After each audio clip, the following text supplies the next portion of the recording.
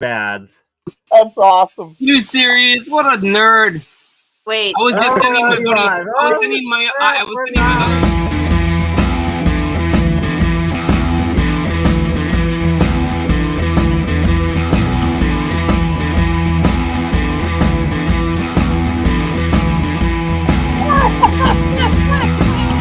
He's not muted, by the way.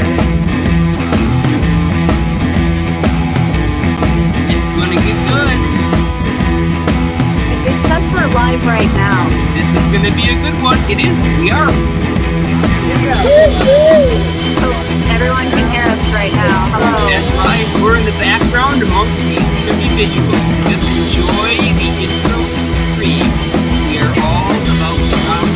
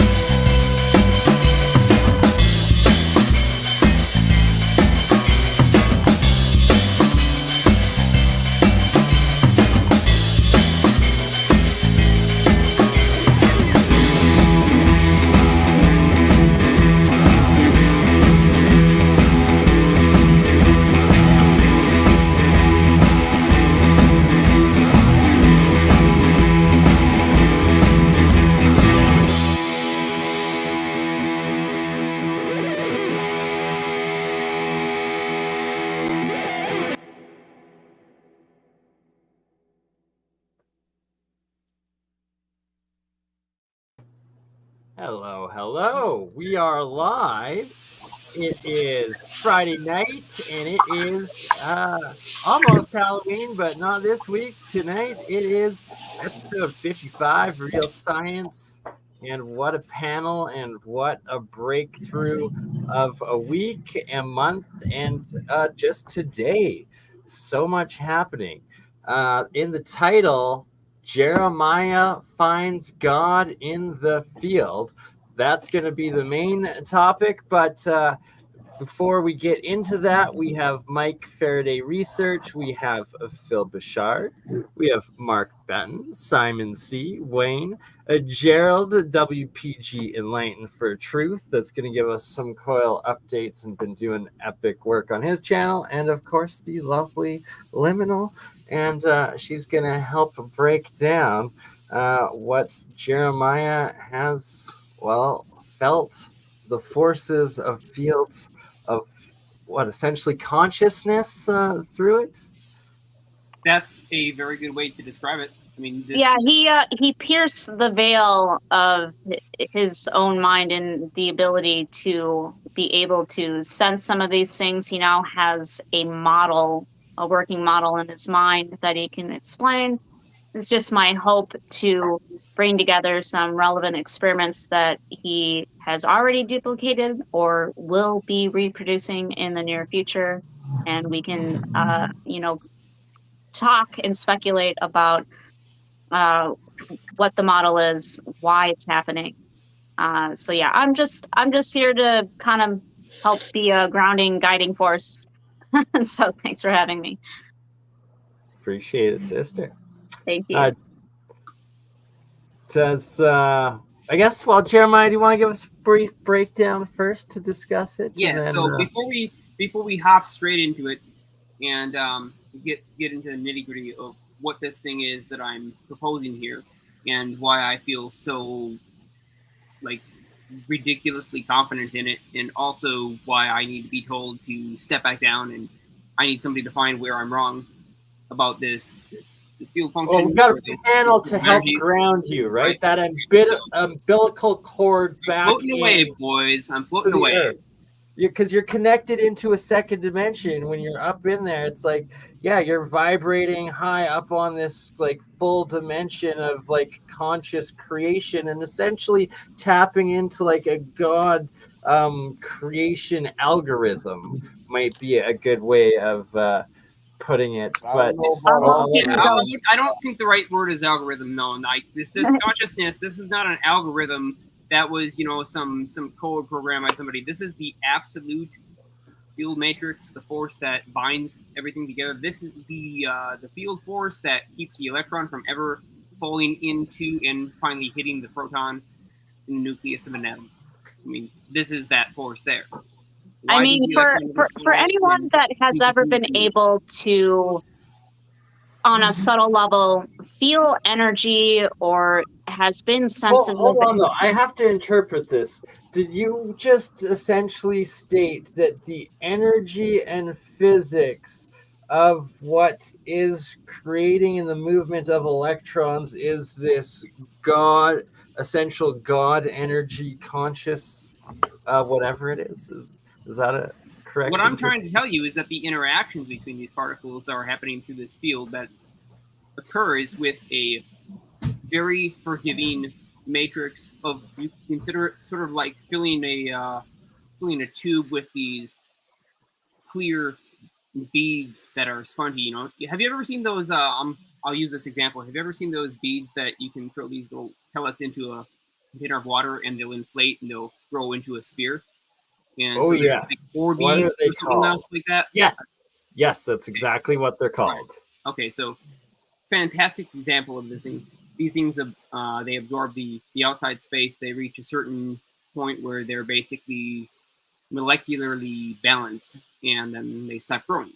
So the way that they flow, just imagine that there's this background field. It's like a lattice structure where all these things are kind of crammed in, and they're bouncy, and they have this spongy field against them. This is at the Planck scale. At the very finest scale of all things that exist, we have this structure that kind of, in terms of the way that it moves, is like these Orbeez. that they can congeal together and deform slightly momentarily, but they're field forces that make up the lattice, and they are way, way smaller in terms of their physical size than, say, the size of an electron or the size of a proton or the size of a neutron. These lattice points that spread out and fill the universe in a continuous, unending grid are basically pressed together, and they each have their own magnetic moment. So this magnetic moment can be spun and twisted and twirled. You could think of this like the 0-point energy field. There's physical stuff there. You know, there's a reason for why the speed of light only goes a certain speed, right? It doesn't just instantaneously travel from A to B. There is a transverse wave that gets generated at the photon source, and it travels through free space in the vacuum and will arrive at the destination based on the velocity c and the distance between those 2 points. So why is there that time that it takes? You know, what's it moving through? What is this little wave function of an electron's motion that we call a photon actually traveling through to convey that energy to something at a great distant point, such as the fact that we can see Alpha Centauri and all these other asteroidal bodies out there in the stars? Well, what is that point, right? So, if we think about the space-time as being connected to this underlying lattice structure that actually carries all the field forces and conveys them from one node to the next, and considering that they can be spun or reoriented, just imagine it like a bunch of tetrahedrons, you know, tetrahedral magnet dipoles suspended somehow on a lattice grid, and they're slightly elastic to each other. They can't quite get closer, they can't quite get farther. Well, what these are, in terms of when we've investigated positron-electron pairs. So if we put enough photon energy into a fixed point in space-time to see what space-time is made of, you know, what this universe is made of, the Large Hadron Particle Collider is attempting to disassemble the space-time and look for the field forces that exist in that space in between, the liminal space that exists between all of these individual particles. And something really fantastic happens there at an extremely small scale, at the Planck scale. So I hope I haven't lost everybody yet. Can you guys hear me okay? Not at all. You're doing well. We can hear you okay. Dorian McLean says perfectly said. So Right. you're explaining it on point, brother. Do continue. Okay, so let's think about these field forces at the Planck scale, this cosmic lattice structure, right? So all these little nodes, just imagine that, you know, we've heard about antimatter. Antimatter is a popular conundrum, and I want to bring this theory into this whole thing because this is a vision that I had earlier, and it ties right into this, and it helps explain part of what's going on here, but it gives us the underlying matrix that will build the foundation, the rock on which we are about to discover this sustaining conscious field force that makes the universe go. Okay, so we'll start with that. One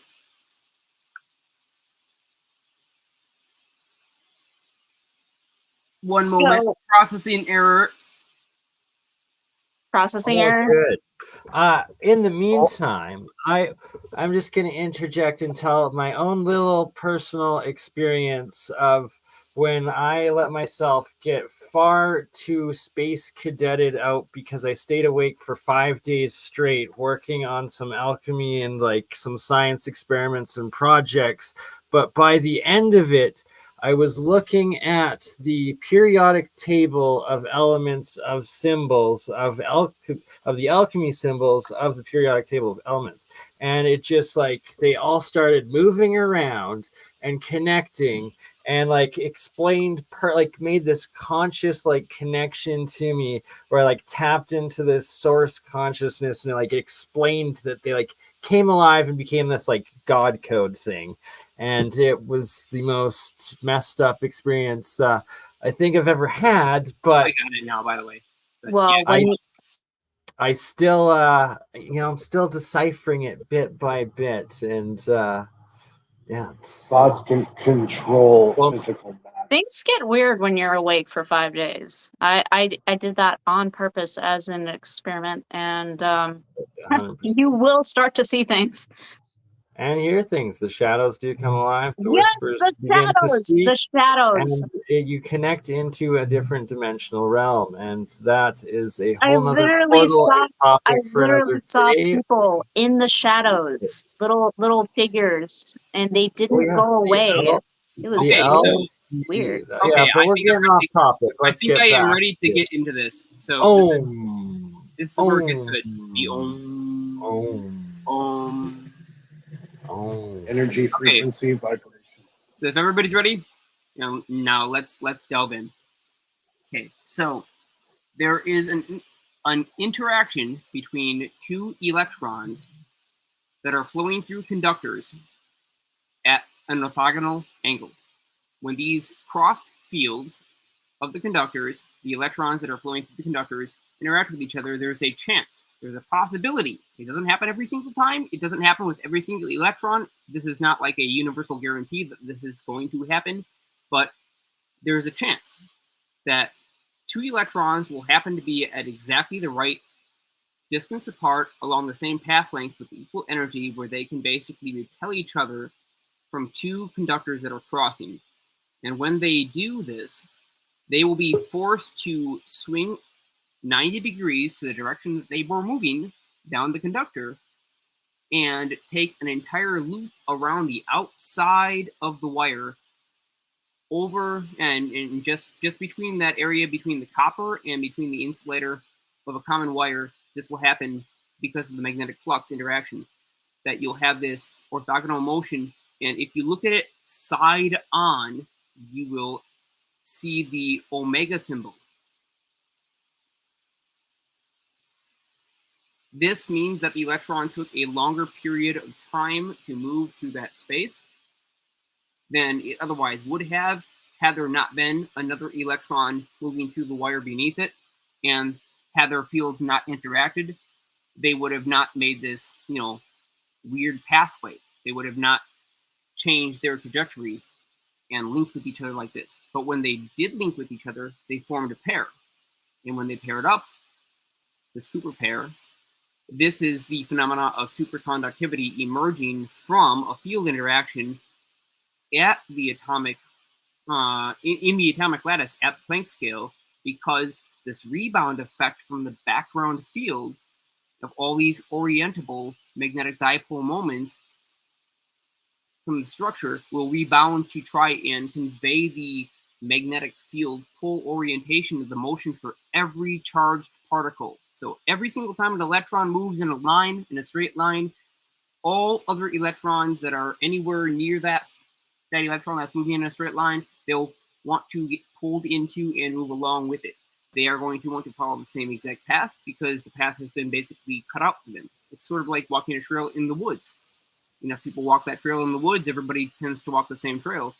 It's the reason why lightning bolts form in the ways that they do. It's the split and the fractal for why we see the exact shape of the V in the curve of the lightning bolt when it breaks apart and splits in two different directions.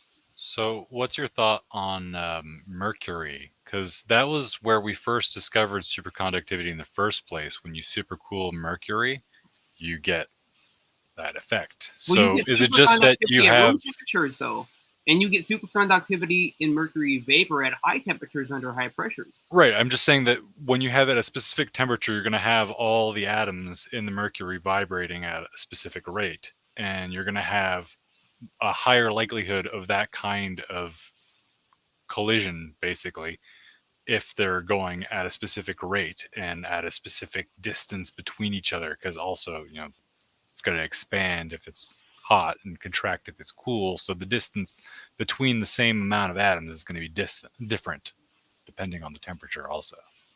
Right. So it's just a question of the likelihood of this happening. Yeah, they really do need to they need to get that cross field path interaction.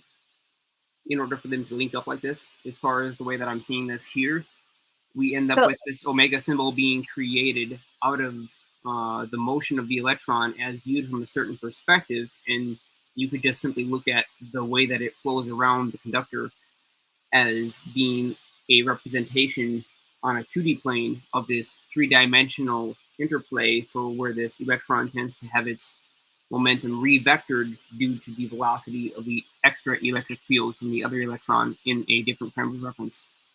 So, Jeremiah, do you have a decent enough schematic I little do. drawing that maybe you can briefly screen share to show? I don't want to give it away. You know, this is for you to tell, but the shape of what the motion of the electrons are when they converge.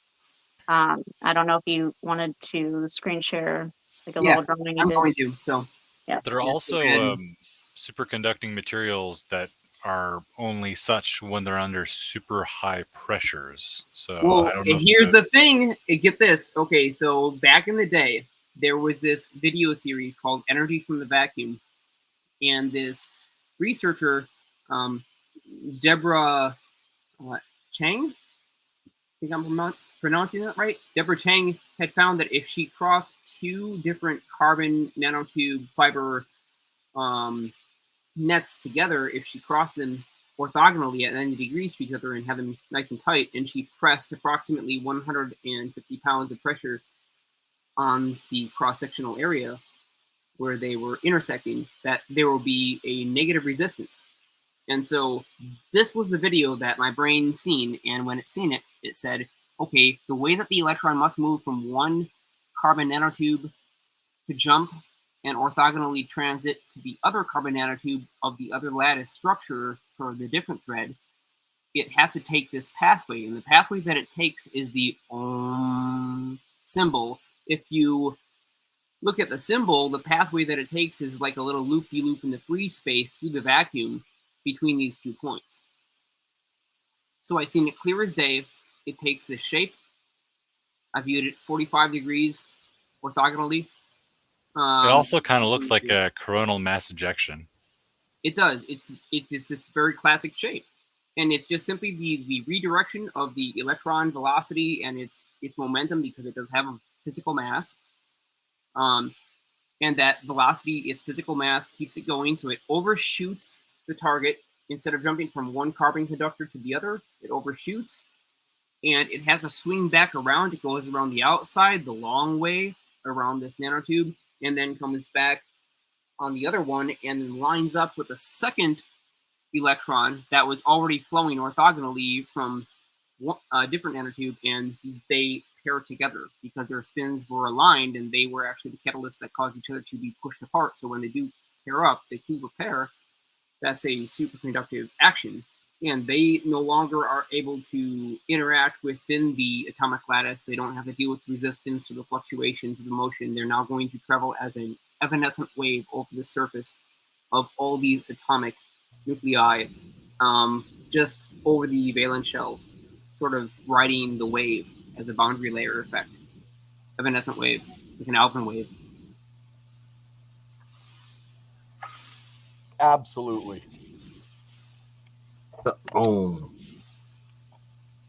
You just hit the nail on the head for me, Jeremiah. Like, huh. I see it, Gerald. Your I see words are as eloquent as I don't even know.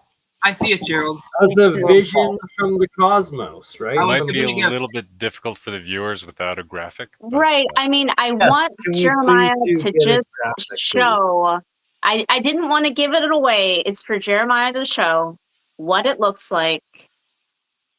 Okay, guys, God, here we go. God is in the fields. So, Just Oh, show us Jeremiah, the drawing. Let me pick this. Let me find him in my text. Jeremiah, Yeah. just before you do that, I'm not trying to, steal whatever. When I was showing my coil, it was right at the moment where you were saying cross section or lattice. So, by all means, man, go for this. We I want need to to cross section back to the darn lab. excited. yeah, so we got to figure out the exact angle that we need between different sections of the wire just to make sure that we have the highest likelihood of it happening. We can wrap it up and try to steer it into this kind of interaction. We can try to steer this and create it so that it radiates out that extra indifference. But this field is accessible. It's like a inexhaustible energy source, I guess you could say. I mean, the electron keeps on spinning around the nuclei. It does not fall in. All these valence shells, they just keep on whirling. Right now, you're made of all of these electrons and these protons and these neutrons and these electrons. They're not falling in towards the proton. They're oppositely charged. They're attracted to each other, but why don't they ever connect? The force that keeps them from connecting, the force that moderates and modulates their interaction, is a force field interaction. It's an orthogonal force field interaction that's the underlying matrix at the Planck scale, and that's what I'm calling God here. That's where I see God in the fields. God is this field that exists at the Planck scale, at that lattice structure, that is maintaining this interaction so that the whole universe doesn't fall apart, basically. The universe would fall apart without this force. Can I just come out and say the shape that we all have seen? It's infinity. The motion of the electrons converging and looping around, it creates infinity. Infinity inside of a gyroscopic motion, creating a sphere. So my question: on the outside of that. When you have a Cooper pair, do they have the same or opposite spin states when they're orbiting each other, or does that not matter? Do they even have to be alternating at the same rate? I believe they will be paired opposite, like orthohydrogen. And I think the Cooper pair is probably very analogous to orthohydrogen.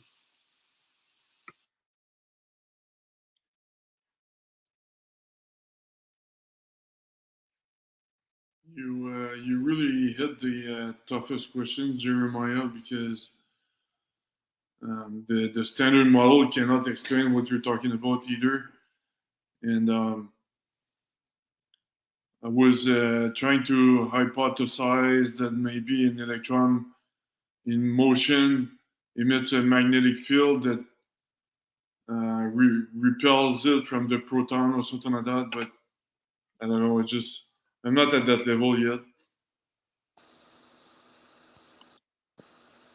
Well, are you familiar with a ball-bearing motor? Right, there it is. That's a perfect example of this extra force. That's a perfect example of exactly how this happens. The ball-bearing motor is a demonstration that this occurs. Yeah, Eric, I've seen it. Eric Dollar did. Is that like the balls on the outside of the circumference of the system itself? So you have a shaft and you have ball bearings, like the normal kind of metallic ball bearings that you're thinking of, right? Two little discs that have balls between them. And so you have the current that's running through these ball bearings, through the shaft and all the way to the other end. And the interesting thing about it is that when you spin it, it'll just keep accelerating in that direction, but you can start it up in either direction without changing the polarity. It's just whichever direction you start. I've also heard too, you can run it any direction. It does demand a lot of current to make that motor work. I've seen it work. Eric Dollar's got a video where what he did with Chris Parson, and they actually demonstrated that on stage. So it only takes about 6 volts, but it needs about 6 to 10 amps to actually make that ball bearing motor work. Maybe I should flip this. Yeah, let's do that. All right, so that was the winding machine. Now, yeah, I see now that winding machine makes so much more sense. Adam and I had both talked about that. So, this orthogonal motion creates a certain type of shape, a field geometry, when an electron jumps from one point to the other. So let me just flip over to this page here, and let's just see. So I had a vision the other day. I seen this symbol. I seen a repeating series of these symbols, field aligned. In my mind, this vision represented coherent matter. I don't know what the heck that symbol means or what it is. I didn't know at the time, but it is slowly beginning to make a whole lot more sense. And there are just different ways and modes of this type of field interaction. So I'll go on here. So this is the latest. And I'll walk you through this. So here we go. Crazy guy vision, right? If I've got you so far, if you're still here and you want to know about this, crazy guy vision, stay around, because here we go. I'm going to try to explain to you how we can generate this super weird phenomena, a force interaction between electrons using conductors or conventional materials that we already have. And after, I'll tell you the story of how I discovered this and what actually led up to this sort of vision or this breakthrough, if you will. And I could be wrong. I just want to throw that out there too. I could be totally wrong. I may be incorrect about my analysis of this. I may have not gotten the right conclusions, but here we go. So if we're looking at this thing here as a wire, this is a wire. Looking at its, cross-sectional area, it's facing down in a direction. So we have one wire facing basically like this. And then we have another wire orthogonally placed 90 degrees like this. Now, in this case, these two wires are insulated, and so something interesting is going to happen. So just say that this whole area here, I guess I just will shade it. This is one copper wire. I just want to make it clear. And this is another copper wire we're looking at. Orthogonal coming on. So goes underneath, right? So imagine that we have an electron scooting along the outside edge of this copper wire. There are plenty of protons and neutrons, plenty of nuclei in the crystalline lattice of this wire to carry this single electron that we're going to concentrate on for this example. With a single electron, this is a free electron, a true free electron, meaning that it's not bound in the valence shell of any atom. It does not just simply jump completely coherently from one atom to another. It can easily glide between them. It's just a little bit dislodged. It's a free electron. So it's moving along this wire. It wants to go its merry way and head straight down it along the same path along the bottom side in orientation to this other wire here. But as it does, there happens to be a second electron in this other wire that is crossing orthogonally at 90 degrees. So you have a cross point between these two wires. And right at this cross point here, what's going to happen is the electron flowing down this main wire, it's going to experience the electric field repulsion because of its relativistic velocity. It's moving faster than the constituent protons inside the nuclei of these atoms that are composing this copper wire in this example here. So this nuclei, the electron is going to basically be repelled away from this other free electron and this other conductor, and it's going to take this pathway. As it's moving along, it gets pushed away because this other electron comes in, and it takes this orbital long loop path. The pathway, when looked at from the side, forms this shape.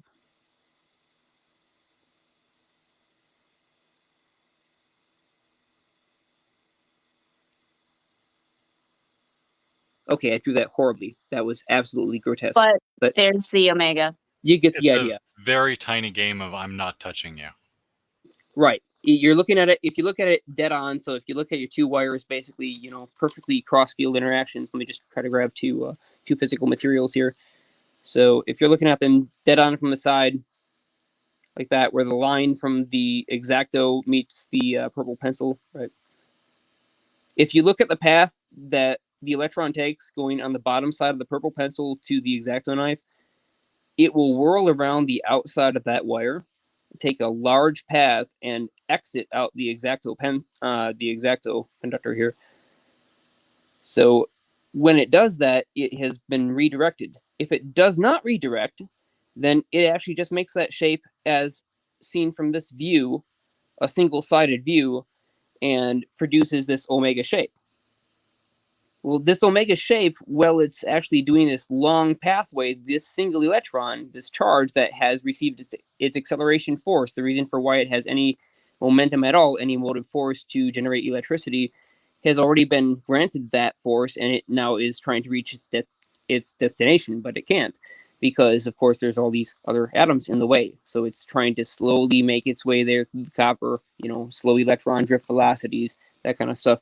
But these field repulsive forces, they force it to go in this kind of loop. Now, this loop can happen inside of a conductor. This can happen all the way around the outside of a conductor. If these were carbon nanotubes, this would actually go around the outside of the whole nanotube.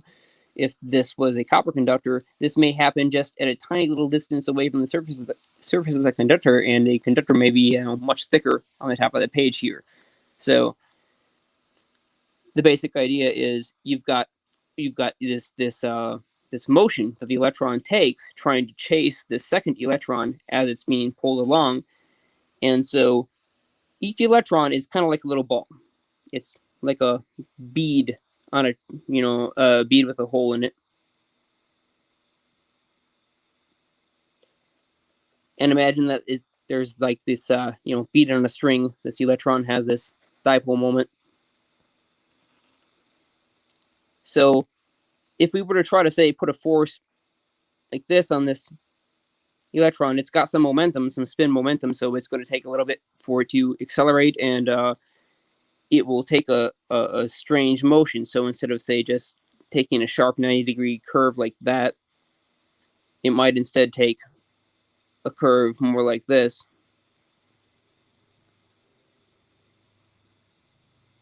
Or just a little loop because of its spin, because this has momentum. Well, this little loop, while it's doing this, it takes too much time doing this loop. It should have done this, but it instead this. And when it did it, it opened up a gateway for energy to pour in from the outside.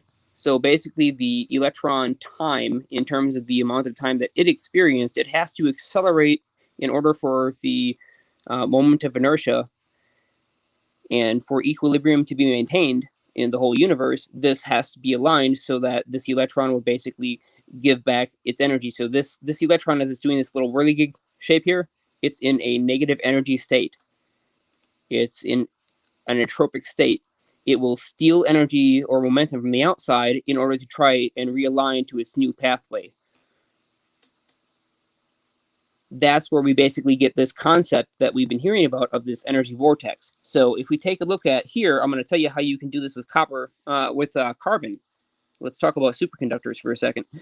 So here we have sort of this view of these two conductors. We're looking at the end of a carbon nanotube and the end of a carbon nanotube. Okay, so we're starting out this red line here. This is the electron coming in from the left side along this conductor, but it's facing towards the bottom side. So basically, it's that direction. And then we have this blue line represents the electron that's moving towards us, where this electron is moving away from us. This electron is moving towards us in this bottom conductor, and this is represented by the blue line. And so it's got its electric field pointed right. So what's going to happen is when these two electric fields, if they happen to cross exactly at this point where these wires are closest, if they just happen to intersect at the right angle, they will push an electric field force against each other, the negative potential of these electrons, and they will repel each other so that they won't continuously flow in a straight line down these wires or conductors. They'll be pushed away because they got too close, so they basically bounced off each other's fields.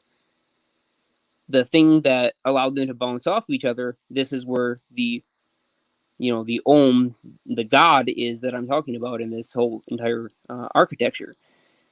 Oh. So double they ohm. bounce off. One electron on the top carbon goes around the carbon nanotube lattice, and it comes back to the same point on the other side as it's linked with this other electron on the second current carrying conductor. It goes around here.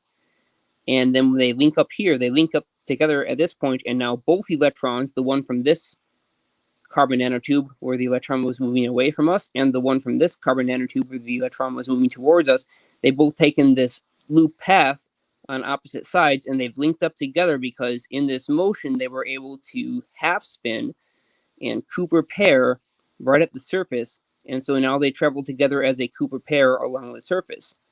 They no longer need to jump in and out of the lattice structure of the carbon atoms because they are paired together and they have an evanescent field that they are riding on like a bubble. So this would normally just be considered interference, right?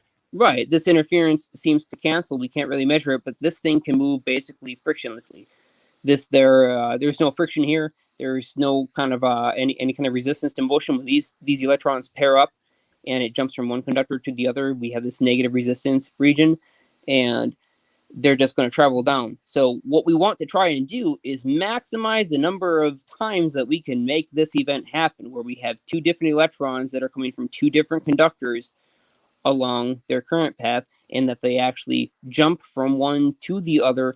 They take this pathway, they make this omega symbol, and then they will pair up together and create this superconductive state. So that's going to be really annoying to tune, because it's going to get more and more out of tune right before you get in tune. So, right. So just imagine like if you had a spring, and this is probably the easiest way to imagine how my brain finally backwards interpreted this motion when I was thinking about it earlier today. Just imagine that you take one single loop of a spring that's, you know, fully collapsed, and you like, it's one of those stretchy springs, right? So it's already, you know, as close as it can be to itself, each wind, and you pull it apart. Well, if you were to take a sharp bend and try to make one of those bends go 90 degrees, so you'd have one at 45 degrees, think about the pathway of that loop and look at it from the side. That's basically your omega symbol there. That's the path that the electron takes around the outside of the conductor. It's got this orbital momentum, this angular momentum that it has to maintain, and it keeps it, and that forces it to move in orthogonal path, and here its time slows down. So I think this actually affects the lattice structure in such a way that energy from the outside. It's all about the flow. So do we want to correlate and bring this back to some experiments that have already been done? Jeremiah, I believe you have already duplicated one of them, Harold, and you're going on to the Cromray next, correct? Yeah, I'll be testing the Cromray generator, because that thing is a really interesting apparatus. Bedini played with the Cromray generator back in the day. Noticed that it produced a very, very strange phenomena. There was cold air blowing out of the iron rotor. Even though the iron rotor itself was hot, if you were to stop this generator and feel it with your hand, the core piece was hot, but yet there was cold air blowing out the sides. Now, how is that possible? Well, the way Bedini explains it, there's this negative energy vortex. Now, that's a heck of a string of words. I don't know if you want to look at it that way, but the way that I see it is there's a specific atomic motion that happens inside the Yes, sorry to interject, but it's endotropic and endothermic reaction. It's entropic and endothermic, right? Yeah. And that it's this vortex, and it's taking the radiant energy from the environment and then cycling it down through the spiral twister vortex. And for those that haven't seen last month's APEC, where I believe, was it John who went through the twister, what he called the Freemason third degree twister initiation, explaining the vortex powers. It was quite something, and connects exactly into what Jeremiah is describing and talking about. Oh yeah, just grab myself some for a second. You know, like when I had this crazy vision in my head earlier, I called a bunch of people, and I'm like, I have to tell everybody and see if I'm absolutely, you know, a mind case with all of this information, and I could be totally wrong. I just went out there basically searching for somebody to tell me that I was wrong. It seems like a series of dots connecting. A series of dots connecting, you know, going all the way back to anyone that's been able to feel their own energy field, to you being skeptical about me being able to feel magnetic fields way past what would be expected, because, you know, fields don't stop abruptly. They lose coherence over space and time. And replicating Harold's experiment, the subharmonics. You didn't actually notice that. I found that curious. They're very present. I do tell people that I tend not to notice the subtle energies, or at least, so far as being Nor, peel nor, in the past. normally you notice the mechanism stuff, like subharmonics were so presenting for the duplication of Harold's experiment. I could feel the vibration from the table going all the way down through the legs, through the floor, like 6 feet away. I could feel a vibration on the floor coming up through my feet. And as I got closer to the table where the device was running, it was much more obvious, and that I was feeling subharmonics from the mechanical motion of the disc spinning. And I was wondering if my sensitivity might have been increased in consideration of what you said. You had longer exposure and it affected your mood in a positive way. It did, yeah. So I was holding the permanent magnet against the rotor there, and I was just playing around with field orientations, trying to find the one that would load the motor down the most. And I'm like, okay, well, these two permanent magnets I have. So basically, the thing that I'm talking about now, for everybody that's listening in, this is a disc. It's got a bunch of magnets strapped to its face. So 12 ring magnets strapped to one side of a disc, and 12 opposing magnets on the exact opposite side of that fiberglass disc. And this is attached to a small DC motor. These ring magnets are whirling around. So it's kind of like the Graviflyer disc that has 6 magnets, but this is 12. So I was just playing around with that. And I was holding a large 3/4 inch by 3/4 inch N42, allegedly N42. It's probably like an N38. Maybe it's even weaker. I don't know what it is. Probably an N38. Neodymium magnet cube. Got it off Amazon. So not super powerful. The fact that I was able to peel it off the rest of the magnets with my hand at all tells me that obviously it's not that powerful, because there's no way I'm superhuman and have the strength to peel off a field like that. Right? It's not super up close. But while I was holding it there, I felt it grab hold of the rotor magnets that were spinning around this disc, as if it had built up a superposition or a connection to the rotating magnets. And this cube magnet in my hands, it felt like it was stuck to the spot, almost as if there was like some spongy double-sided tape there that I was pulling against. So, the 3M invisible wall case, where it felt like he got stuck in this 3M invisible wall, in this invisible wall, this electrostatic wall, and he had to kind of peel himself out of it. That's the way this force felt. It's like exactly what David was describing in that case when he went to investigate the 3M plant that day. The same types of field force interactions, I think, are taking place here in these permanent magnets. And I think that they have to do with the electron valence shell spins of the permanent magnets interacting with each other and being basically forced to reorient their dipole moments, because their fields are so close to each other that they're basically like trying to magnetize, almost as in to induce eddy currents into the rotor magnets. And so in doing this, it just felt satisfying. It was like something that I'd done before. It was the first time I'd ever done it, but it felt like something that I had done before, done many times before, lifetimes before.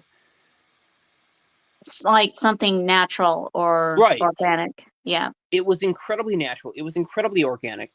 It was just a really, really weird sensation and an experience from something so simple as a bunch of magnets strapped around a disc spinning at, reasonably mild velocities, maybe 5 to 10,000 RPMs. And yeah, I know, holding a 3/4 inch cube neodymium magnet close to something that's going at 5,000 RPMs, even if it is only 3.5 inches to 4 inches in diameter, is probably a kind of crazy thing to do. But hey, science demands interaction. And so I wanted to feel these forces with my hands. I didn't want to just simply explore them mathematically and poke wires at them. Hey, evolution calibrated those hands over millions of years. I spent 8.5 years using these hands to calibrate different equipment across the industry, seen 300 different companies. I know how the industry in this entire country works. Seen it all. Hands are great. But these hands were calibrated for all that stuff, and in all that experience, they felt something that they'd never felt before. These hands felt a new field interaction that I knew did not make sense. It just did not make sense. It wasn't there before.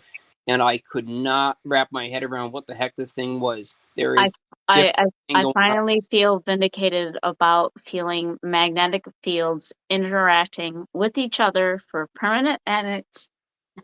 You know, like, I thought I sounded crazy. It's like 2 permanent magnets in each hand, and they're way far apart from each other. I can still feel the interactions of attraction, repulsion, or reversal.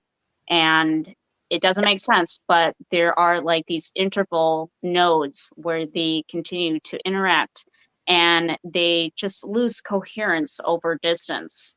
There are And people who have implanted in their fingertips magnets so they can more strongly feel fields, and apparently it's kind of plug and play for your brain where it just immediately adapts to it and you intuitively understand it.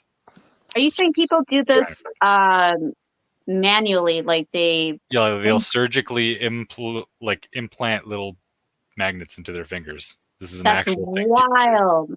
Wow. Biohackers are weird. I play with fields every day, and I can testify that what Jeremiah is saying is absolutely true.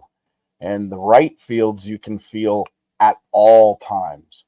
And at the right frequencies, they help heal you. What they do is they activate your healing ability in your body, and then your body takes over for that healing process.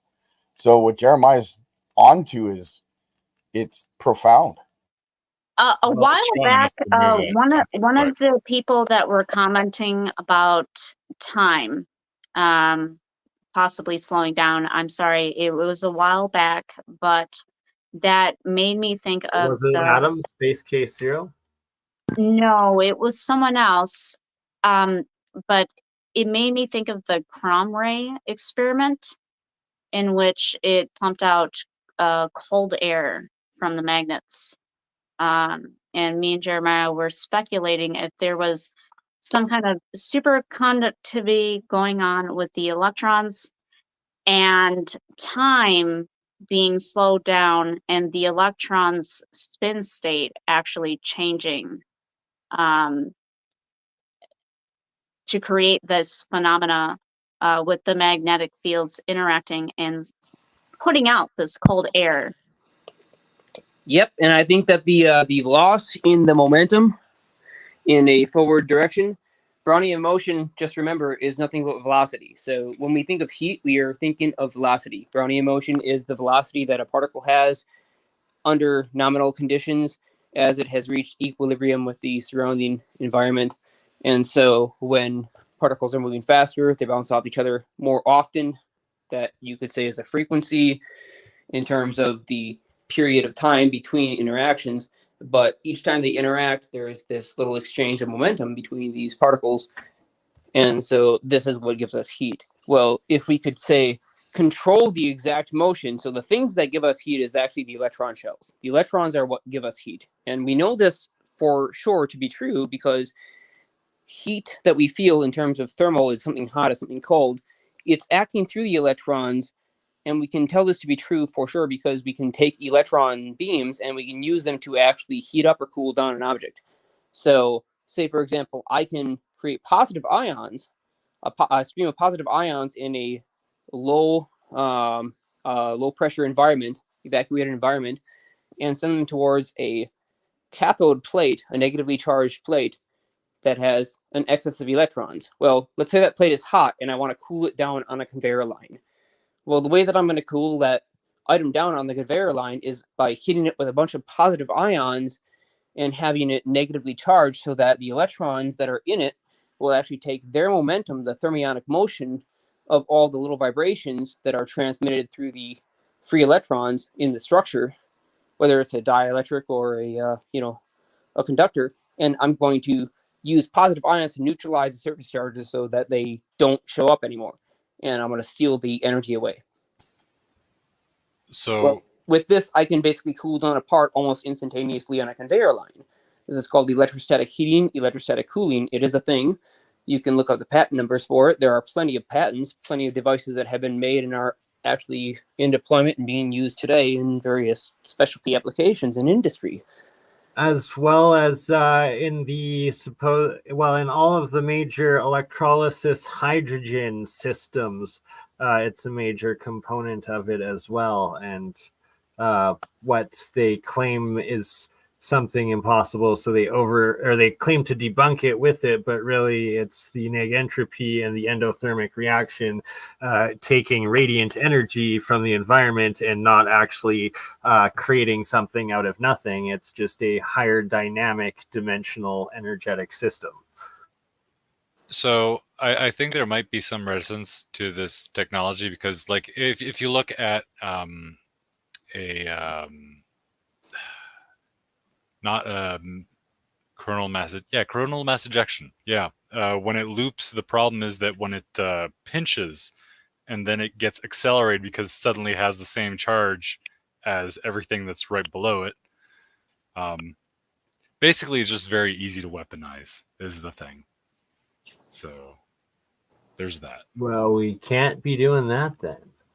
Well, Only with you might- love and flowers. All well, right. There's also you might ways of want building that it. for like mining and stuff like that, though. That's the thing. It's just the difference between a mining laser and a not mining laser is, how you use it. Mr. Mike, Faraday Research, would you like to share some of your work there you're putting up for a second?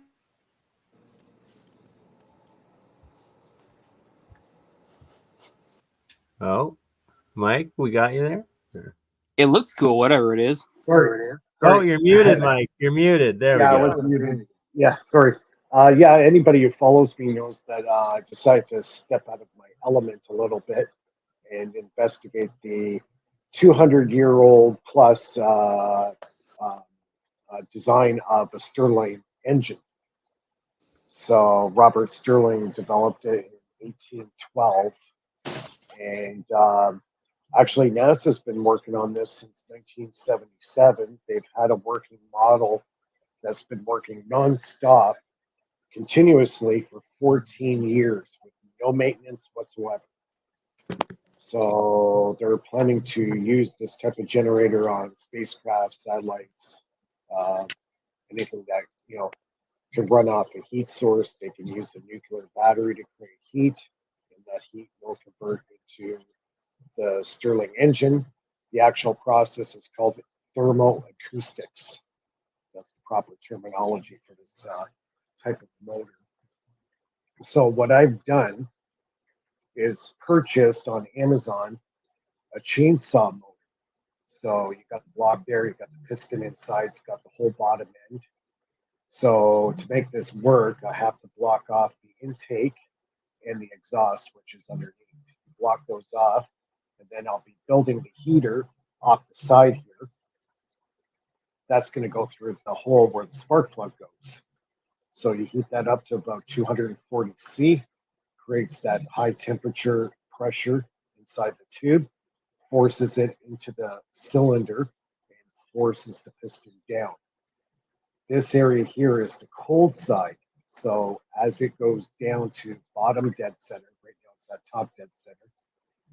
When it goes to bottom dead center, the air inside now contracts or cools and goes back into the hot end of the cylinder, and then it's heated up again and then forced back down, and the process just continues over and over and over again, creating mechanical motion. So I got a pulley hooked up. I got a little generator, 24-volt DC generator. Just working on the mock-up right now. So yeah, so in the next couple of weeks, hopefully we'll get this thing running for the first time. So I'll just give you just kind of a run around. We got the flywheel. So I wanted to make a project that everybody can make. These parts are readily available. Home Depot, Amazon, all this stuff, the pulley, the motor generator, the chainsaw engine, all of it was bought on Amazon. So I wanted to build something that everybody at home can build and put it together and build it. So that's where I'm at.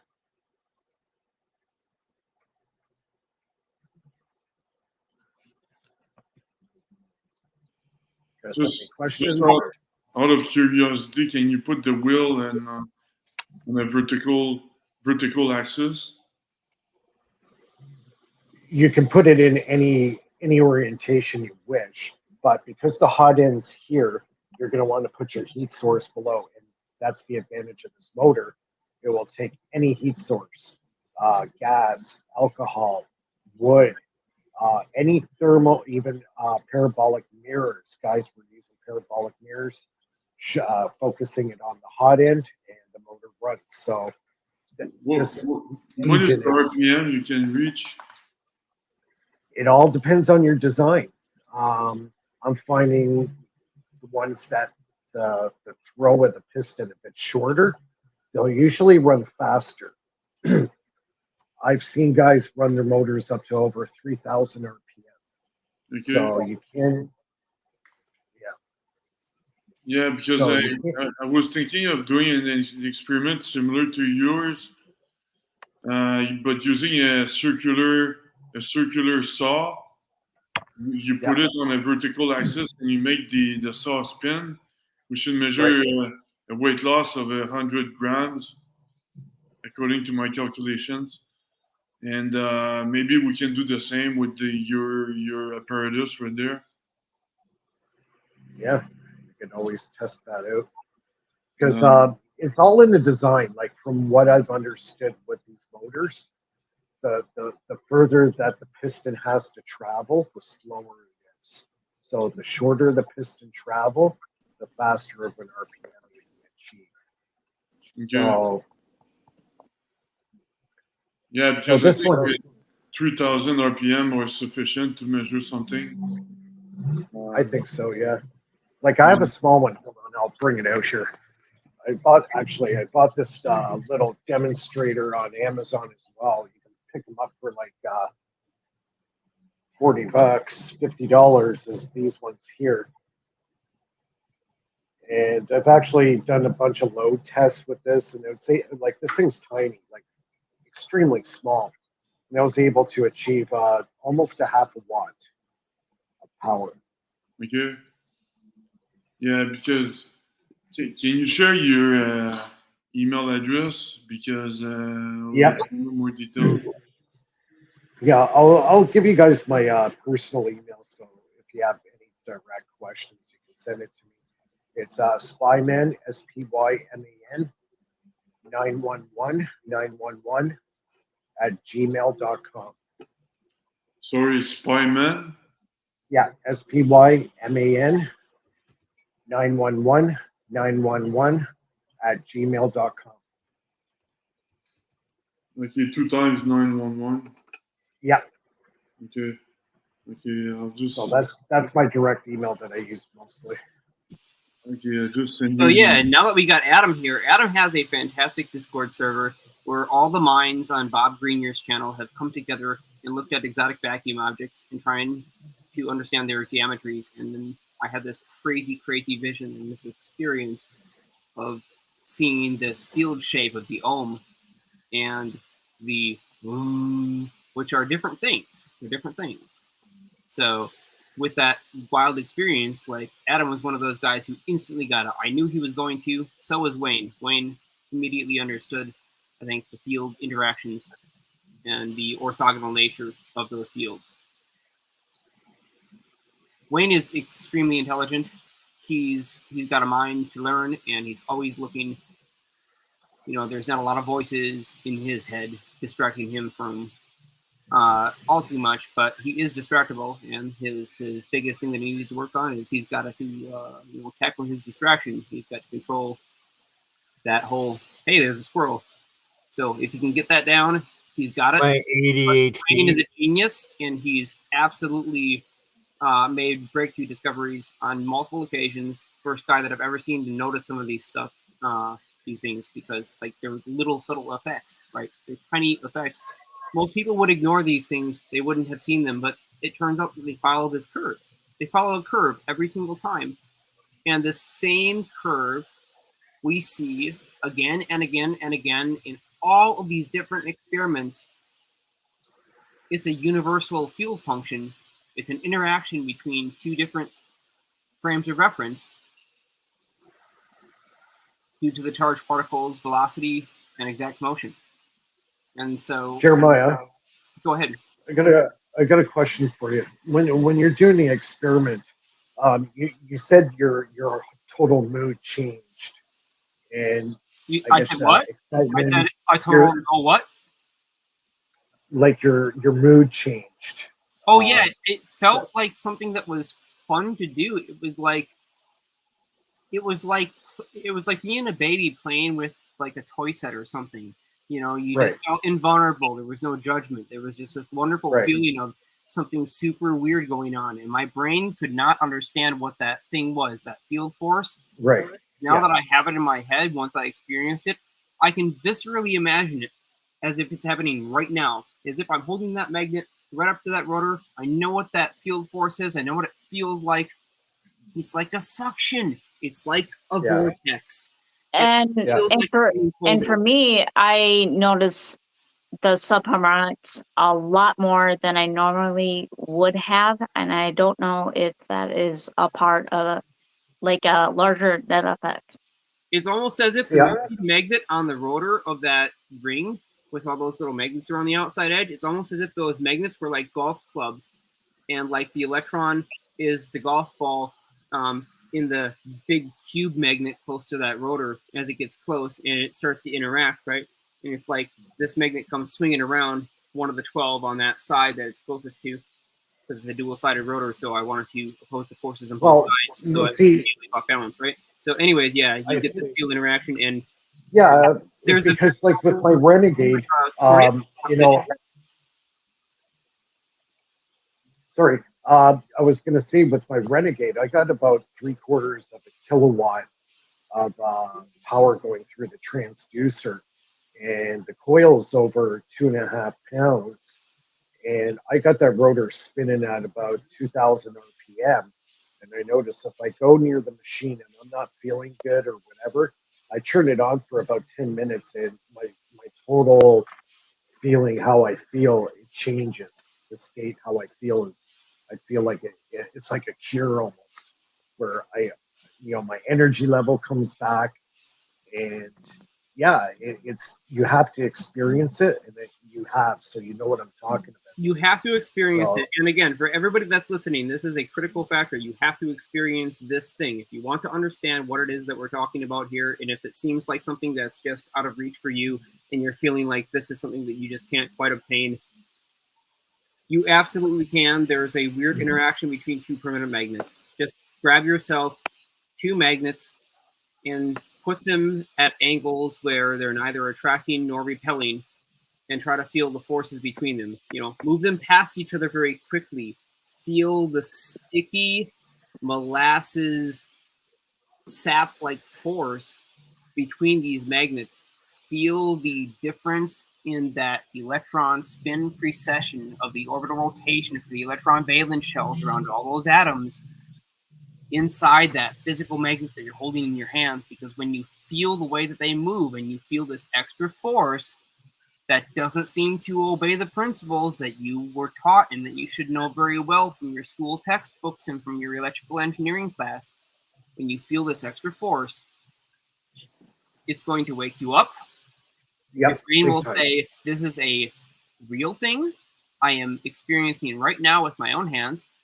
I mean, that's what happened to me when I was playing with the permanent magnets. It actually really revved up the energy in my body as well when I was discovering these exterior interval node points of interacting areas. Is like the field actually does keep expanding. It just loses coherence over distance. Right, exactly. The number of connection points become weaker and weaker. Right, but you can still feel at certain intervals that interaction going on. So I'll tell you something interesting. This is going to sound super weird. You'll take this with a grain of salt. Please, everybody listening, take what I'm about to tell you with a grain of salt or a pound of salt. I don't care. Okay, so I experienced something very, very strange. And it was this field interaction between the moving magnets on the rotor and the standard. I tried this 2 different ways. First way, I tried it. I felt the interaction. Imagine that you took a 1 1/2 inch wide tool mounting disc magnet with like that V groove kind of for the Phillips screw to attach it to the wall, or some piece of wood to hold your tool, right? So 1 1/2 inch wide, one of those things, 3 millimeters thick. I mounted that to a motor. I spun it at some 15 to 20,000 RPMs. Now this is where I got to bring Harold in, because I wish he was here tonight. I really wish I could have got a Harold on the StreamYard. He's the guy that actually came across this. He's got videos that show that it works. After I seen his video, he told me something funny, and I'll tell you guys a story. It's a good story to hear. It's kind of funny. And so I'm going to do a terrible job impersonating him, but I'll do it for the sake of comedic entertainment. And he said this to me. Jeremiah, when you get into this and you actually experience this force, it's going to suck you in. So it did suck me in, this force, whatever this thing was, this weird interaction. Jeremiah got sucked in. It's like the magnet taught me the motion. I could feel the vibrations in the magnet and the way that my fingers interpreted them to my brain in terms of how the magnet was moving. I could feel this shape, this vibration that I've been describing. It looks like a figure 8 from a certain angle. Oh dear, we have Nancy Hutchinson's. You've got to be kidding. Let her in. Let her in. No, I'm just saying the Mobius coil, not that she's here. Oh, never mind. Jeremiah, I did find that comment I was talking about that might need further explanation. This was from a while. This was from a while back, and I apologize. But Decoded, you said, does the time slow down, or does the spin rate increase momentarily, leading to collapse and manifest, which results in the jump from one conductor to the other? And I think this was back when we were talking about the Crom ray experiment. And yeah, well, it's all related, right? Because the same motion takes place at the block wall. So the block wall, however you want to say it, I have no idea how to properly pronounce this. Oh dear. H wall between the magnetic poles. If you just have a single magnet that has a north on one side and a south on the other, and it's the shape of a cylinder, and it's long and narrow, there's a point in the middle. The point in the middle between the north and the south pole, as we label them, we call this Bach's wall. This wall is the neutral point where a ferromagnetic material will be equally attracted to either side of the magnet. And so when something is in that exact position, basically it gets pulled directly towards the center, and that is where the magnet is basically pointing its net energy from the outside. This is the point of orientation that affects the cosmos and the surrounding cosmic lattice most directly, is at that wall, right at the center between those 2 poles, because you've got so many orbits on both sides that are all spinning, creating the moving motional electric field through physical 3-dimensional space-time. And all those fields added together into the total summated H field, they create this magnetic field that we just see as a pushing or a pulling force, attractive or repelling force on the outside. But there's a space between them where the balance of forces is exactly equal. And in that zone, this thing is basically neutralizing and pulling in outside energy to maintain that constant electron orbital velocity. And in its structure, it has to polarize the space around it to continuously be magnetized. So if you disrupt it at all, if you disrupt that structure, it's going to spring back violently. And you can capture that event, that spring back. Some people in more than one way. Some people call it back EMF. Some people call it reverse current. What it really is, in terms of the physical manifestation of our reality in physics, is the electrons weigh something, they have momentum, they're moving through the wire, and they have velocity. Around certain conductors like carbon and graphene, especially carbon nanotube wire, they have an extremely high velocity. And so they're zipping across the surface. And their relativistic velocity produces a different electric field. That electric field is not relativistically balanced at all. Like if you go and just look at the simple energy, mass energy equivalence, right? This thing is moving at high speed. So just looking at relativity, it should tell you this particle is not going to experience the same field forces. So Einstein and Descartes tried to get together at the end of their careers. They tried to unify the quantum electrodynamics with general relativity, and they wanted to bring these things together, these concepts. But they were having a whole lot of trouble because there was this dastardly figure there. And today we call it mu zero and epsilon zero. These are the gauge factors. This tends to be the rebound speed of the physical lattice itself. This is how fast it likes to spring back to its previous position. So it's very, very fast. It's also lossless, of course, but it springs back. So when you distort the lattice structure, it's going to try to reproduce that field and carry it out by slightly shifting its dipole moment, and that will be transmitted in terms of a gradient at the inverse square of the distance. It will die off in its field strength and intensity. So that basic configuration where if you're twice as far away from an object that's gravitationally attracting you, you're only feeling 1/4 of the force. That's the inverse square principle. This is basically how these field forces interact through this lattice structure because they get bent more and more towards the source of the distortion, but they die off and they give this curve that we call the speed of light.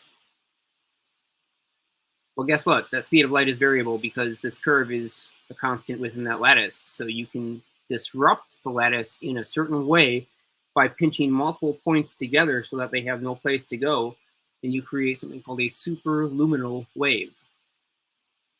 A pinch point where two waves try to occupy the same space and move in different directions, and the electrons take a little too long to interact with each other in this physical circuit. It must be a physical circuit. This is not a conceptual mathematical model. The electrons must physically interact. When they do this interaction, they're going to couple with each other, and they are going to transfer momentum from one spin orbital of the lattice structure of conductor A towards conductor B that is at a orthogonal angle. And when they do transfer that spin momentum, there will be an energy gap because they took too long, and actually thermionic motion of the electric field. Basically the space-time itself, it'll twist and polarize like a bunch of little compasses filling the space to suck the energy in so that it can be equally neutral and maintain the conservation of momentum for that electron that just took too long of a pathway because it did some weird geometric motion through the conductor's atomic lattice structure. I'm sorry, I know it's a lot. I'm trying to I think the one thing people might not get is a lot of people don't know you're talking about the magnetic permeability and electric permittivity of empty space. You said the mathematical things. I don't know how many people know that. Well, yeah, you know what? It would be awesome if you wouldn't mind explaining to these folks, because you played around with this stuff too, and like a huge part of this journey and coming to this point and having this conclusion that it turns out there's actually a way to grab hold of this weird field and use it for something useful. Like now, basically, the doorway is open. This call today, this whole entire stream that I tried to bring everybody together, and like I had some crazy idea that I wanted to spread out there and document it, right? So I brought this out to you guys because I had this crazy idea, and I just had to spread it out there and make it stick, at least in some way, to see if somebody's going to tell me this is wrong. Because Oh, it's so right. It seems And like it makes sense, and everybody that's heard it so far that gave me feedback told me it made sense. So either it's confirmation bias right now, and I'm waiting for anybody. Please do tell me. Well, I don't take this the wrong way, Jeremiah, but I love you, brother, because you just explained everything that's going on with my coils in such detail. It's amazing. Like, if you look at half the videos and what you just described in detail, you can see my coils are actually made with an orthogonal angle. The blotch wall, that's in the center of the coils that I use. That's how they work. You're freaking amazing, brother. I just got to say You've that. got the two sides of the coin, right? And I just have to Home? interject quickly. I will be bringing up a bunch of Walter Russell diagrams before this is all said and done, because since the beginning, or since you started drawing your diagram, I have to show you a bunch of his that relate exactly to what you're talking about, and what he also describes as like the God and creation of within the energy and geometry of space-time and all of it, and the metaphysical aspects of this sacred geometry, and why certain geometries, symbols, sounds, frequencies are sacred to begin with. Well, I can say this. On the last APEC, I can't remember the name of the gentleman that did the presentation, but he was talking about Thomas Bearden's electric fields and scalar fields. And it prompted me to put out the rest of my video series that's coming up. I'm going to have to double it up, though, just to get it out, because Jeremiah, wow. Just to show the things that you described in experimental form. I was trying to get to it, but dude, you're just such a genius. I love it. You know what I mean? So I do yeah. know what you mean. I mean, like it's a great place to be, right? To consider these ideas, because here's this thing, this universal force, this phenomenal secret interaction that's been underneath our noses the entire time, this extra field geometry. And if we can just make a charged particle like an electron or a proton or a neutron take this motion through physical space, we can get this effect out of it. And it's like a gift from God. It feels nice when you're working with it. I mean, and viscerally, just the experience of physically holding onto these parts or being around the machine, it feels nice. It's an amazing thing. I told you that one coil that you had, that feel-good coil, that's why I called it that. I said, I bet you when I experience that, it's going to unlock this thing for me. Well, you know what did it? It was Harold Tavares. He did it. He found this field interaction with permanent magnets using neodymiums. I used cheap, off-the-shelf Amazon permanent magnets to try it and felt this field force. He's actually getting propulsive forces already. Like, the force is there. It's very obvious in his videos. I've done frame-by-frame analysis. It's absolutely there.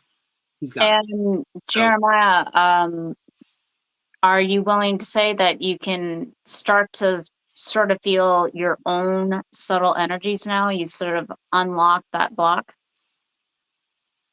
Well, now it's just a matter of learning to attune to them, right? Because that force vortex, it's just a different way of thinking about forces. I had been ignoring anything that was orthogonal to the direct input.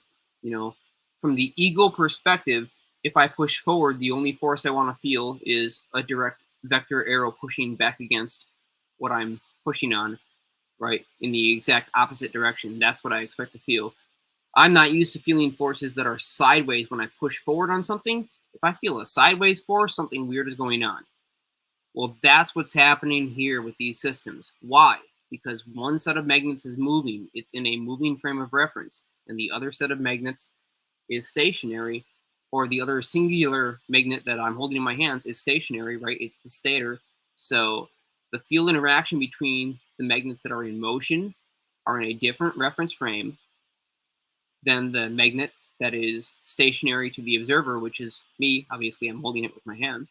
And the field interaction between these two reference frames creates a different type of force that is not predicted, and it happens to be caused by the extra length or the pathway that the electron takes moving through free space around the atoms inside the structure of whatever material the magnet is made of.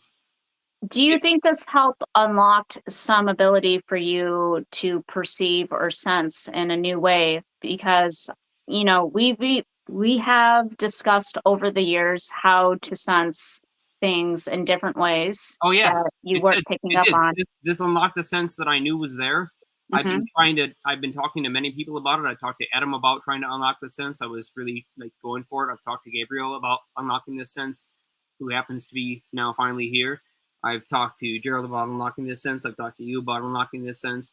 I knew that there was something there that that I just hadn't quite captured. I've talked to Andy. I've talked to Simon. I've talked to Adam. You know, a bunch of people about unlocking this sense, right? Capturing that dimensional intuitive sense, right? Like Jack Sarfati, straight. He like almost got angry when you called him a mathematical genius. He's like, I am an intuitive genius, and it's like that is like truly the truth of like the true genius. It's like you connect in and you just connect into this intuitive seventh or eighth or It's ninth dimensional it's sense.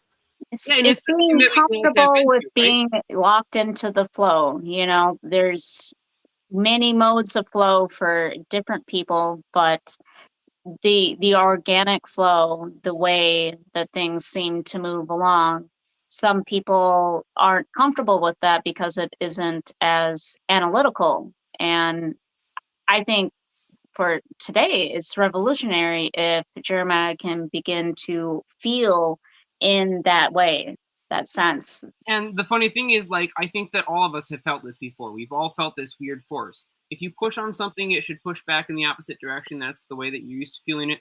But there are weird scenarios where in your life you can remember moments where you pushed on something and it pushed back in a different direction from the side that you weren't expecting. Pay attention to those moments. That's where this force is. That's the boundary layer at the Planck scale of this field matrix, pushing back and correcting itself. And That force that you're feeling. it's not just external, it's internal, and it's an interaction between the individual and everything else around us. So you can also feel this within yourself and connected to other things. So I've got a neat yeah, I would exercise to teach people how to grab a hold of these energies and start feeling them. right. Yes, most This people actually adapt pretty quickly. Um, but if you're in a certain mode, it might not be as easily recognizable. Right. So I find it curious that Jeremiah conducted this experiment and then was able to unlock in his mind and then through his body, and now is able to sense in a way he was not able to before. So that's what I find very curious here. Well, most of the time, when you get a huge overload of something, like my high voltage wand that pulls in charge clusters from the sky, when it's so much energy, it's physically painful. You know what it feels like, and it's really hard to forget. So the moment you start feeling this stuff, it's easy to connect. But like the exercise I read about was take your finger, your index finger, and run it around the little triangle of flesh between your index finger and your thumb on the opposite hand, and run it around in a circle with your attention at the tip of your finger. You do that for 3 to 5 minutes, then you pull your finger back away, but you keep your attention circling. And often, most of the time, people can feel it still moving. Move your attention somewhere else. You can feel it moving through your body. It's a touch and feel thing for a lot of people to learn how to start moving this stuff around, how to start sensing it, and how to start pushing the energy around. It's a fascinating thing, but it's not that hard to start. But, you know, convince Jeremiah he has to sit there for 5 minutes and play with that when he's got better things to be doing. But the moment this machine starts doing something, because I built a copy of his with the spinning magnets, and I was not expecting it to make so much noise. Because the thing is, I built it with a solid motor and everything bolted down, and the thing screams. It's an overwhelming experience. You play with two magnets at 90 degrees in your hand, there's something different doing it several thousand times a minute or several hundred times a second. You're going to get something entirely different out of that machine.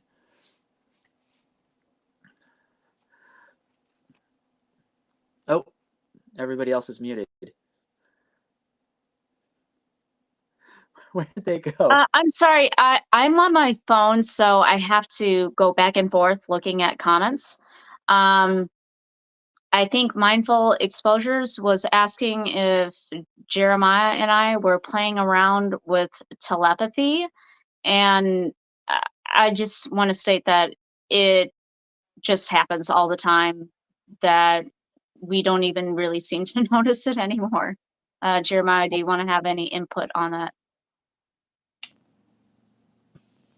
Yeah, the whole telepathic thing kind of became second nature. Actually, it became a problem at one point because it was so strong that, like, the fears and the paranoia were affecting each other.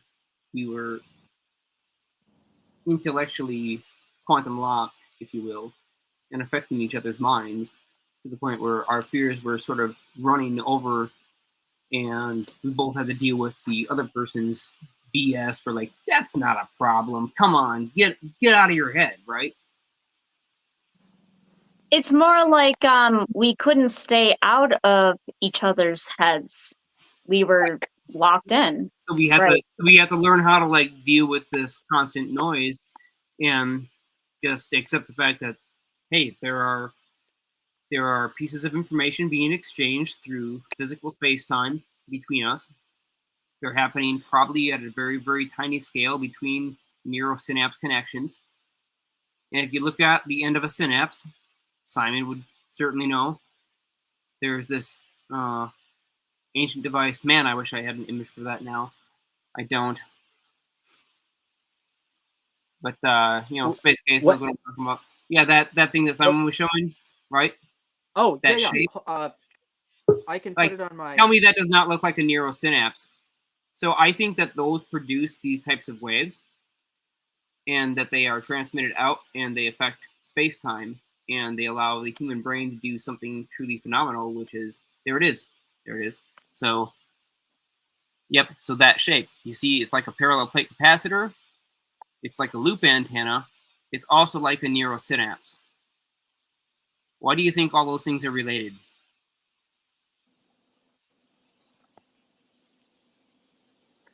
If you map out the direction on a 2D plane for how the electron actually moves and bounces back and forth over time, and you give yourself another dimension to move through, you will see the omega symbol.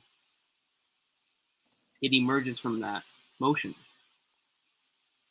So some people in the comments are talking about if sex is a factor in telepathy. And I would say that, of course, if you're connecting with someone on a physically intimate level, and also intellectually, and per se, even spiritually, existentially, however you would like to term it, it does create this link that would make way for, yes, stronger telepathy. It just, it depends on who you pair up with. When you're with someone, if there's a type of connection that will work or won't work. So I've been pretty good about bumping into people in my life where it's like, I know that there's something there, in the course of my life. And so, not to be too personal, but yes, sex is a factor in creating a connection and a bond, and a rapport for telepathy to be a thing. Sorry, that was a mouthful. I think that's kind of funny because I've had telepathy with a lot of people over my life. The only person I've ever had sex with couldn't at all, didn't work. I think it's more about just how much time you spend with them. But a lot of couples I know are linked really well together. Yes, Anyway. it really comes down to how well do you know yourself, and because that's going to help you be able to identify the other that you can connect to. And then that's where everything expands from. And I see in the comments that, yes. Thank you, Mindful Okay, Exposures. so can I say something critically important to kind of close this loop? Yeah. Let me bring the omega back around. You know what the big key is there? Why the omega happens in the first place? Why there's the bounce, the rotation, and then the realignment? You have these stages. Why does the omega symbol propagate due to the pathway of an electron moving over the surface of a wire as part of an evanescent wave? Take this pathway, this shape viewed from the side. Well, that geometry itself, you can basically interact at different angles and receive different types of effects. So if we wanted to get into the weird alchemy side of things, the interaction angles between the field geometry would potentially give us the ability to control what matter likely was produced and what formats of matter were stable when basically their electrons were stripped off. Supposing we could get some matter in the state of being completely electron depleted, and we could play around with its protons, right? So this is how we would transmute things from one form to another. We would basically strip them off by using this orthogonal motion to catalyze removal of all the electrons and make ourselves a slurry of perfectly formatable material that we can fission, fusion, or repolarize alchemically to whatever we want it to be. Then we give it its electrons back after we have everything balanced out nicely thermodynamically in terms of the number of protons and neutrons for each constituent nuclei that are all bouncing around and quite unhappy that they don't have any electrons. And so we reintroduce them, and now we have new matter. We've transmuted an element. It's possible to do. It's possible to do. This is not super science fiction, Star Trek stuff. Well, I guess it kind of is Star Trek stuff, right? This is like the replicators. But we could use these field interactions to absolutely make matter out of nothing, out of a vacuum energy that already exists, right? So it's pretty impressive stuff when we start to talk about these weird vortex magnetic field interactions. And something else, I don't know if it's been explicitly stated, we're talking about electrons here, but this shape is what matters. You can do this with acoustics. You can do this in all kinds of different ways, moving fluids, however you want to do it. And there's so many systems out there that use this in so many different formats. Right, exactly. Yeah, you just see this again and again and again. Like, could the ancients have figured this out? Could they have seen this symbol? Well, obviously they did see this symbol, and that's why we have it today. It's all over their artwork. Bob Grenier showed us that. It's everywhere. They obviously knew how this stuff. Shout out Martin Fleischmann Memorial Project and all that Bob Grenier is doing. Sadly, I believe he is sleeping right now. Really? I had not heard about that. Yeah. Wow. His last post. What did he say? What did I miss? Bob Grenier's email account got shut down. His bank said it was some sort of third party. They still don't know who shut it down, but they said it's illegal for them to turn it back on.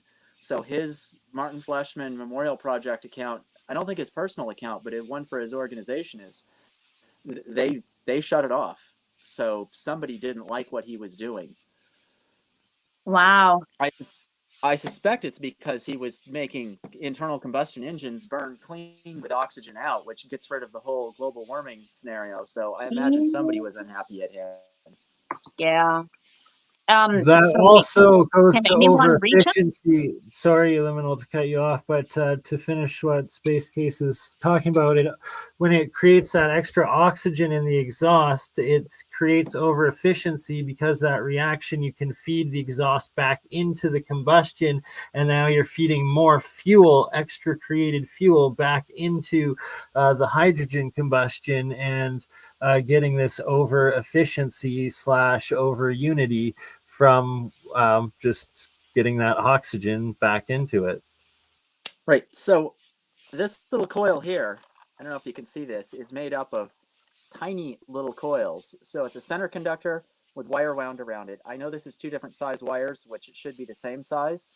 A guy named Not Rover. necessarily. I know what you're doing. That's awesome stuff. Right. I've got several like this. So a guy named Rover out of England somewhere told me about this years ago. And I think it's absolutely fascinating because now I know how it works. And he told me how to test it, but it never worked. When I had a resistor on the input and the output, then I seemed to get more energy out of it than I put in. But I never tested it the way Jeremiah has just explained how it worked. This is an easy way to implement this sort of thing because you've got how many 90-degree interactions with that coil? It's the whole thing. Anyway, so sometime here soon. And it's circular field within a circular field within a circular field. You have a toroid within a toroid within a toroid. Right, this was just about 3 foot long, so I wrapped it up just to be convenient. But like, I guess it might help that way. I mean, you know those crop circle interpretation videos by Romanowski? Super weird videos, right? He kind of rotates them around in axes as if they were, conductors, and he somehow manages to generate these flying spirals and coils, right? Field within fields, nested, showing how you have to arrange these fields in order for them to interact. So I've made assemblies like that felt weird to be around. I tried to detect them with everything that I could. I put compasses there. The compasses were freaking the heck out. I put electric field probe there, measured the electric field from electrons flying through the air around this plate through magnetic field flux orthogonally following the Quincy Sinclair photon spacecraft patterns and stuff. So it's a weird sensation to be around. It feels like something's going to happen, but then nothing ever does. I did not set it up to actually measure the force. I just simply set it up to wonder if it could break the space-time locally enough to bend the thermionic motion into the visible region. And so I didn't get to that point where I got a visible light interaction where I could see it with my eyes, but that's what I was going for. It's kind of like, putting the pedal to the metal, going for the strongest field possible, trying to get that really visceral force that emerges out of space-time and is something that you can sort of play with, Play-Doh, silly putty. In this regard, when doing the experiments, I'm wondering if you record using like UV and infrared filters. I do use both those, and I have not played around too much with trying to find the fields using those yet, but I just got my 50-pack of lenses in, so I'm going to be putting together a special array. Right, this is some real science right there that I suspect we will start getting some otherworldly dimensional results possibly of what manifests out of infrared and ultraviolet, and these it's what people need to wrap their heads around is that those two wavelength spectrums and colors are, as you're exponentially decreasing in wavelength size and increasing in wavelength size and going into the 99% or is it 97% of the light spectrum that humans cannot see, and that all the legend stories of these different dimensional energy beings and plasmas and plasmoids and what's the word of the ghost exoplasm potential interactions, what you're going to capture with that. I definitely look forward to what you do, Jeremiah. Yeah, basically just trying to bend that thing into a way that makes sense. You remind me, I've got a camera. Well, I'm talking about like the red infrared with the supposed demons that are recorded on that spectrum, and then the ultraviolet where it's like supposedly the aura and things like that. and to shift it back to like the original discussion of when you stay awake for several days and that like you start seeing the shadows and whatnot, but your pupils become super dilated. Do you actually start seeing more and experiencing more sounds, more light, more wavelengths that extra dimensional entities or energies could possibly be in or transferring from? Well, that was a lot to digest. So I guess you could think of it this way: if the giving field that I call God is this sustaining, field that exists at the Planck scale, and it's sort of that spongy layer of field forces at the nodes of the cosmic lattice structure, and I'm calling that thing God, then I suppose the thing that would oppose it would be something that's trying to separate from it. So you could look at that as the opposite side, sort of the machine code, soulless, danger, unpredictable. Doesn't operate like us, doesn't think like us, doesn't work like us, right?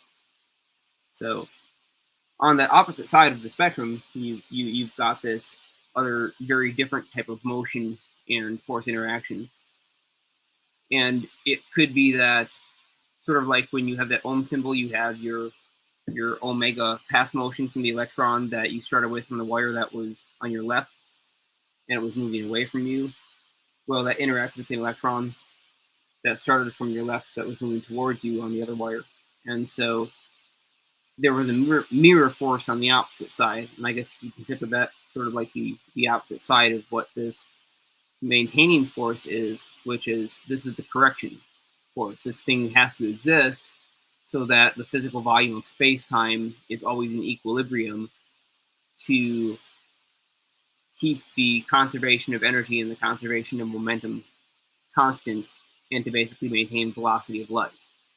So the number of nodes between physical particles, like the distance that the electron valence is from the nuclei of the atom, there should be a certain quantity of nodes between those 2 points that maintain it under normal conditions. Well, if you can reduce or increase the quantity of nodes between those points, that's the warp field dynamics of bending space-time that I'm poking at here. And the way that you get access to those fields is by orthogonal electric field interactions, because for some reason, these nodes, when they spin, they've got this momentum. They like to share information with each other, and they pull on other points that are around them. And so you get this displacement that takes a longer period of time, and it's like slowing down time. So you're redshifting effectively into this thing. It's absorbing the energy. And it's converting that energy into electron momentum to re-vector that thing into the correct direction. It just simply took too long. And the time between, well, energy flowed in, so its exit velocity is probably going to be a lot higher than it's supposed to be. And of course, it's going to be paired, like a superconductor. So that exit velocity, I mean, this is free energy right there. I mean, you're talking about stupidly fast signals that travel down a wire in ways that we can't even detect with semiconductors. We would not see these types of waves if we tried to look for them on the oscilloscope, but we can see the signatures of these waves in terms of the interactions between field coils that pick them up, because they slow the waves down enough due to the inductance where we actually get propagations of the net sum difference, and we see those waveforms on the oscilloscope.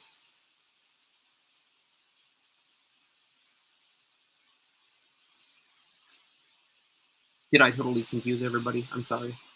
No, I'm just comprehending and processing what you are saying, good sir. And it's profound. I was thinking about an archaeological find where they found something like Rober's angle wire, the wire with a wire spiraled around it, on a nano scale in the jungles of Brazil in an archaeology dig. This was from some ancient device that had fallen apart. Really? Because I've ago. heard of those in Siberia, as well as Praveen Mohan has shown them in India as well. Right? Like I there think are I know these. what they're for now. They're essentially loop antenna and fractal ray waveguides energy But now we device, know what they correct? were doing with it. They were making energy. Absolutely, they had it. Yeah, or Not only coherent that, to a certain resonance. I believe that you can build individual coils that will manipulate individual atoms at resonance for that particular coil because of the way that this tech works. That is the way I understand it, Gerald, 100%.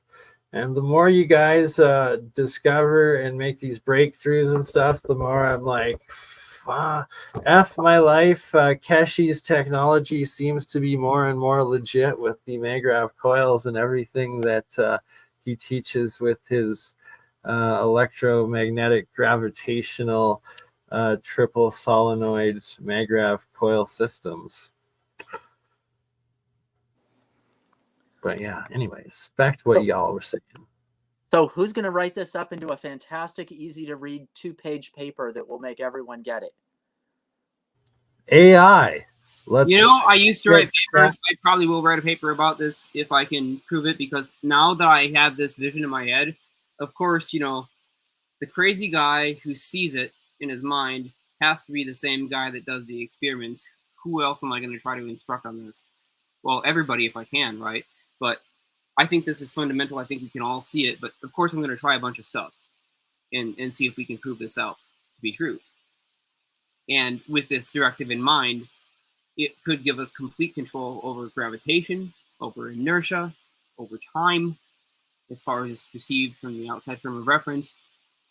I don't know about backwards time. I haven't thought there. I'm not even going to put my brain in that state yet, because if it goes there, it's going to generate some really weird outcomes. And I have no intention of trying to push it to that limit after this crazy epiphany already. Just like, I'll leave time alone for now.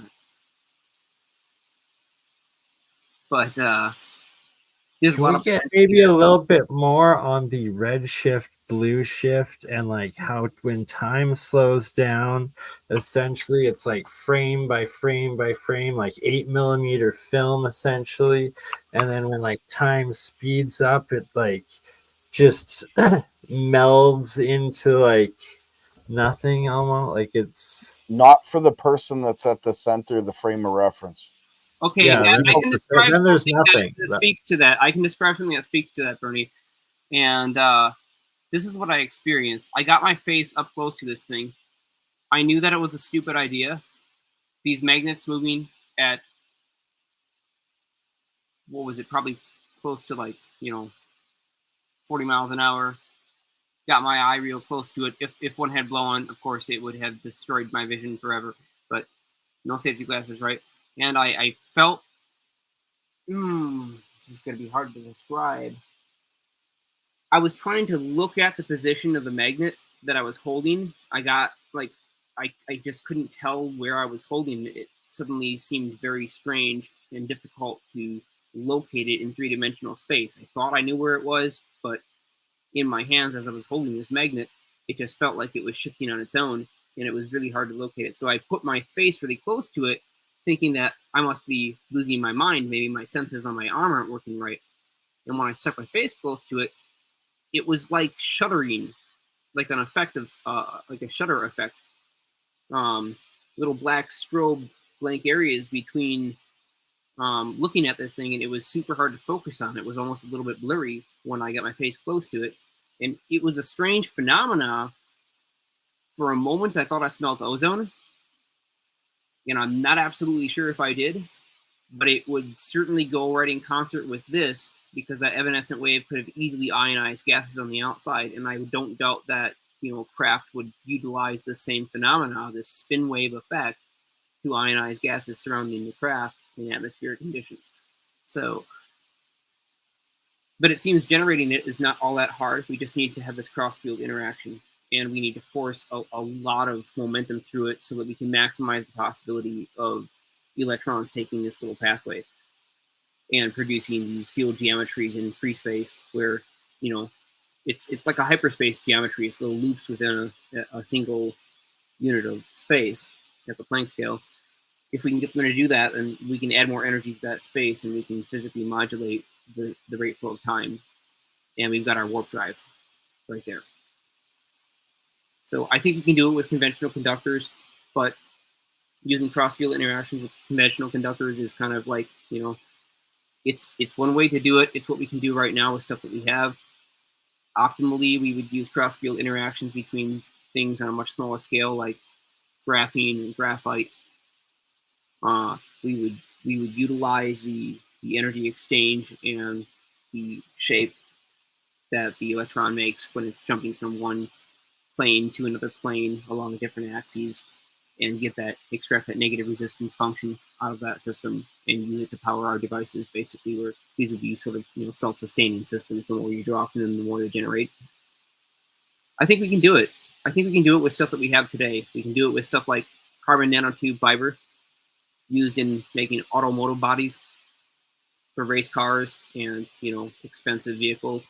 You see carbon fiber all the time used in, you know, cutting edge tech and RC and drones, you know, quadcopters, very popular stuff. If you pinch two layers of carbon fiber together when they're crossed 90 degrees like that with high enough pressure, the nanotubes that make those carbon fibers will get close enough to allow electrons to leap from one nanotube to the other. So if you cross energy from one, you know, one conductor into the other at an orthogonal angle, they actually have to leave one fiber and enter into the one that's at 90 degrees in this cross weave pattern of these carbon nanotubes that make up the structural frame of your drone, right? So the fact that they can move in that way, if you push them under enough pressure, they start to interact, and you can get these electrons to jump and form Cooper pairs, making it act like a superconductor. And that's basically what was found by Deborah Chang when she did her negative resistance tests by crossing two carbon filament conductors. Now, I happen to have those carbon filaments here. I got them a while ago because I was testing Richard Van Durek's brilliant discoveries, and he had stumbled across something that was just absolutely genius. Richard Van Durek is a brilliant guy, and he's seen this stuff a long time ago. He's got a really interesting way to look at field forces, and, you know, has this company, Field Propulsion Incorporated. So it's been around.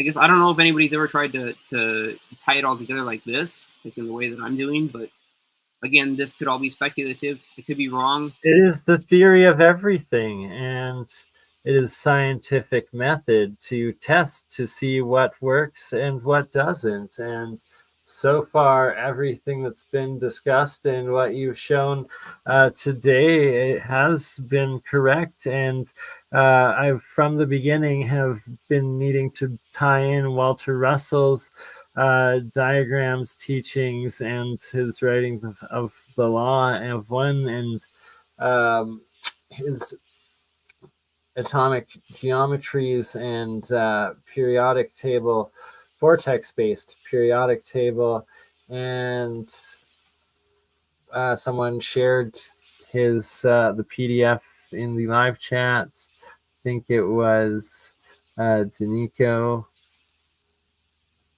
Thank you. And yeah, it's quite all-encompassing, and it's all part of this universal law of one, because everything is all encompassed into this one theory of everything, as Kurt Jamungle and is it the Weinstein or whoever that dub it that, and essentially it's all connected. And well, consciousness is a major part of it, and also this spin, this rotation, and these different energy geometries are essential other key parts to how it works, moves, and speaks, and whether it grows or dissolves.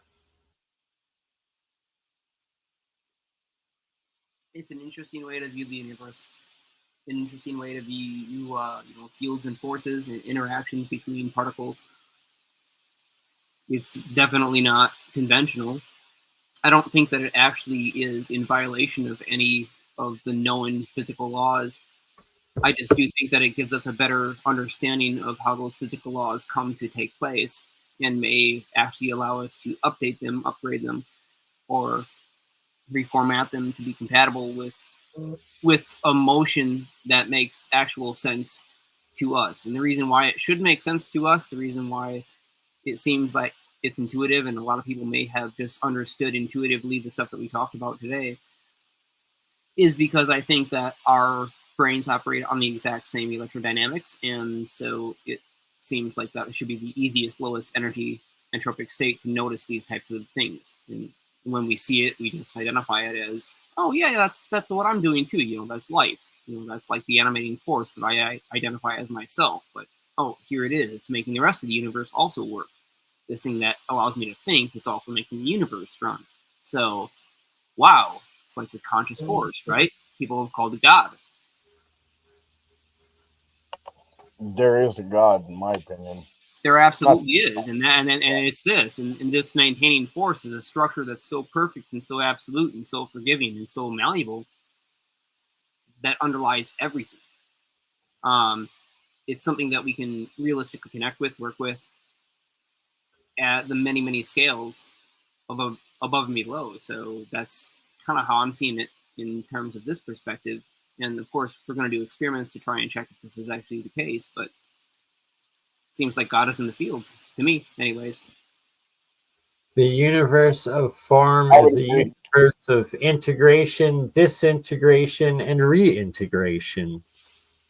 This trifecta of Holy Trinity. It's all in the forces.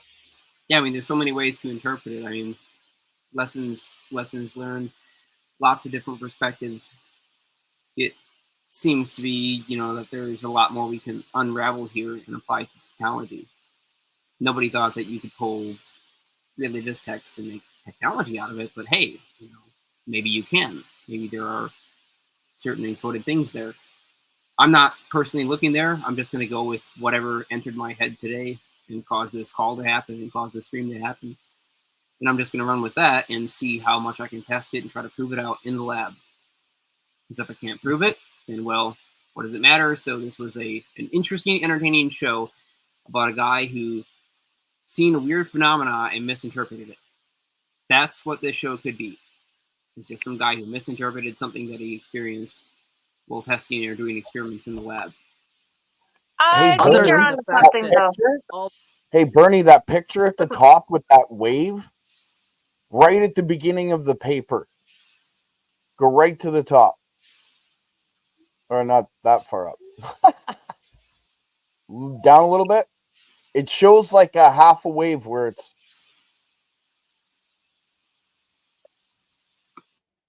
You just showed it. Go down a little more. No, that isn't it. Yeah, a little bit more. It was right at the start when you first started.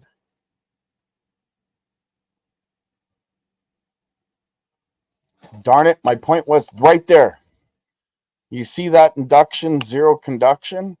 I'm going to demonstrate that in a video, which I've already done and done the test too. So I just wanted to point that out. That is freaking amazing. Right? Perfect. Yeah. Yeah, So that makes a whole lot more sense now when you think about the shape that it makes when it's between those 2 points.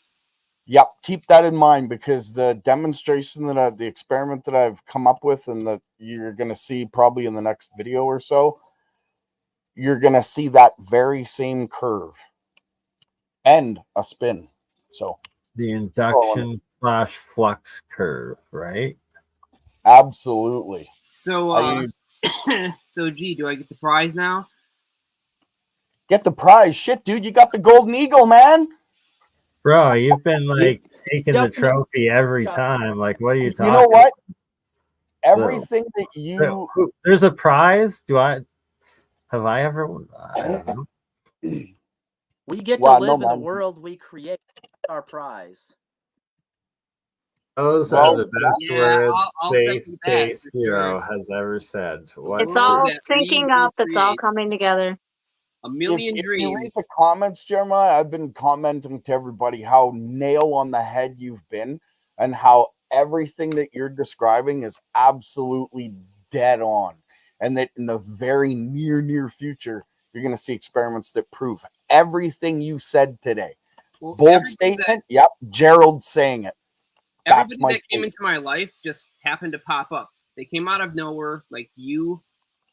I don't even know how the heck we ended up, crossing paths. I mean, you're literally in another country, but We're just on top of you. It's because we're don't behold, same fucking time hate zone, we're ironically. Canucks, eh? All right, like come on, man. Like, Take bro, off. we just like your Take off. hockey. And Right, so we've definitely bounced back and forth, and a lot of this stuff has been kind of hush hush. But I feel like it's about time to blow the cover because weird things are happening right now to different people in our groups, and it's fun.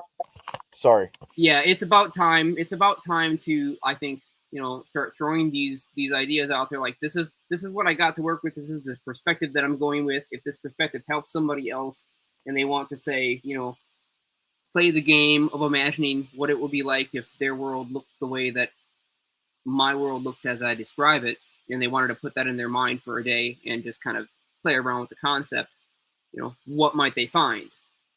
Right. So this is all I can do is share the basic perspective of if you do the same thing that somebody else does, you usually get the same results. I mean, that's the basic premise of science. So if you think these same thoughts or you see the same pattern, you may end up finding these same discoveries. And so this would be a method to stumble across these things.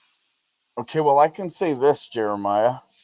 It's absolutely time to come out with this. I've spent the last 2 months prepping myself to release everything I know and all the experiments that I've done. But I had to put myself in a position where if someone wanted to, say, break into my house, like you hear all these stories about how the inventor got broken into, or even Nikola Tesla himself with his lab being burned down. Well, I protected myself, and it took me time to get into that position. But now that I'm in that position, I'm fully willing to release everything I know, and I'm doing it in a series of videos. And when the series of videos are over, I'm going to do a full live with you on BurnEye's channel and whoever else that BurnEye invites, and you guys can see what I'm talking about, and I'll either eat my words live or I'm going to prove to you that I've been known. I know what I've been talking about for the last 5 years, 10 years. I'm ready, Gerald. Hey, man, this is meat and potato stuff time. This is pedal to the metal. Your tires on the road. You're going to get this going. So let's see what happens. I mean, it's time to definitely see what sticks. We're going to disprove it and stop wasting our energy, or we're going to take off at 1,000 miles an hour. And we're going to go to the 8th dimension like Buckaroo Banzai did. 24. There's 24, man. There's 12 positive, 12 negative, and you have to get in between to get to any. Oh, maybe I shouldn't have said that. Talking woo here, aren't we? Oh, yeah. Well, of course. I don't know if it has anything to do with the fact that I used 24 magnets on that rotor, 12 on each side, or not. I have no idea if that has anything to do with 24 is a magic number, especially according to Ed Leeds Scallon. The way that I would say it is this. It felt like the magnet was teaching me. Just by holding it, I like the feeling and the way that my body was trying to interpret what it was actually experiencing. It was like the magnet taught me about this field interaction. And I would say you're right, but I would say it's not the magnet teaching you. The magnet produced the field that opened up what you needed so that you could be taught. Right. There was a vortex. There was a vortex between the two. And they definitely shared this little space when they were in close proximity. It was almost like there was a light shining from the edge of these ring magnets on that disc towards the face of that large cube magnet. And that interaction, yeah, you could definitely feel it. There was a dragging force in a direction that it should not have existed. It just should not have existed. And it taught my body to recognize that sensation, which suddenly unlocked in my head an oh my gosh, it's real, this theory that you've had forever and been like pumping around for years and years about this electron, field compression and longitudinal waves and all this stuff that I've theorized about many years ago. Turns out that there actually is a mechanism for how this can come to be, and we can understand it through the motion that the particles take if we can visualize it. So it's a great way to start experiments, man. Like, this is going to definitely educate a lot of future journeys that we're going to go down and try to figure out how far we can take this. You and I have to do a How far Zoom. can we take Jeremiah? this image as well, guys? Look at this one of the blue, ultraviolet, red, this cosmic clock, these numbers, and the infrared to the violet, and in this geometry, and apply it into that coil and that vortex engineering and mathematical system. And I think we're on to dimensional red-blue shifting, right? Hey, Jeremiah, it's just about time for you to come up here to Canada. I'm just about ready for you, if you understand what I'm saying. Yeah, well, it wouldn't hurt to have something down here too, so I can play around with that in the other mechanism. So now that I know what this field is, I was waiting for you to send it down here so I could experience that thing that I was looking for, but it looks like Harold found another way for me to experience it. And he told me, just like you did, both you guys predicted this was going to suck me in. You told me, Gerald, that when you start to understand this stuff, it's gonna really twist your head around, and it's gonna pull you in. Well, what pulls you in? A vortex, right? The tornado twister. Yep. So, or Diet Dazzle. Was it Diet Dazzle? Quick. It's funny that the motion is exactly like the way that we see these things viscerally in terms of how they destroy houses and tear up fields, and the way that they connect with each other, and that pulling force, the force in the vortex. And the Hey, Jeremiah, allows it to flow. Sorry, go ahead, Mike. So this is Penguin from Adam's server. Yo, dude. Sorry. But all good. I just wanted to. I had a point about the pulsed radiant fields or radiant energy from Tesla. This lines up really well with what you were talking about, in the sense of the electrons when they spin. They almost act like gyroscopes, right? Right, exactly. They and do. When you, they have and the magnetic field rotates them around. But That's when right. you pulse the energy, my theory is that the reason that we need really, really short pulses is because they're trying to outpace the overcoming of the inertia of the electron. Well, you can't outpace this. That's the thing that I'm trying to present today, is that you can't outpace this. For years and years, we have pursued this always too far away instantaneous switch, the perfect electrical switch, a device which can disconnect the flow of electrons from the source to its conductor and not somehow be destroyed in the process. This perfect switch is a cavitation device. We cannot use conventional semiconductors because they are not perfect switches. They are just slow switches that sort of move things and herd them along. They do not offer this perfect switch interaction. The only way to get this interaction is through the field forces that these particles carry with them as they're moving, and to interact them at an exact angle where they will take this motion through whatever material they happen to be in physical space. Right, and that's why his spark gap works, but why the digital Tesla coils don't work in the same way, right? They can't switch fast enough, but the spark gap is able to dissipate fast enough throughout those electric fields, because it's something that's occurring within the air. It's not occurring in a material, or not even the air, but within whatever this other field is, right? Right, and I guess like I mean, we have 65 people. I wonder if I have this folder. Maybe I can find this folder real quick. Let me just see if I can find this presentation. I think I sent myself these photos, so I do have my spark gap coil, and we can see the plasma interaction and sort of the curved path that things like they take. Right. So I guess my point here was, though, the reason that you're able to achieve like the cold plasma state, right, is if as long as the inertia is getting isn't getting overcome from the electrons, they won't spin around the wire and induce a stronger magnetic field. Like if you think of how we induce it in iron to create an electromagnet, that's essentially the same thing that's happening with the electrons, where they get gyro locked exactly like you see when you process a series of gyroscopes. They all change into the same orientation, and their magnetic fields all line up to strengthen the magnetic field around our conductor.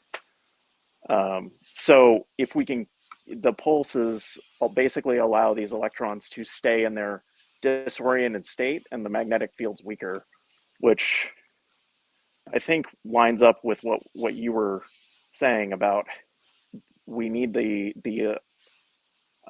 those fields to end up canceling out as they get closer and closer to each other, so that the electric fields are pushing each other away rather than the magnetic fields. Right, exactly. We want the electric Did I field understand that interaction. Right, yeah.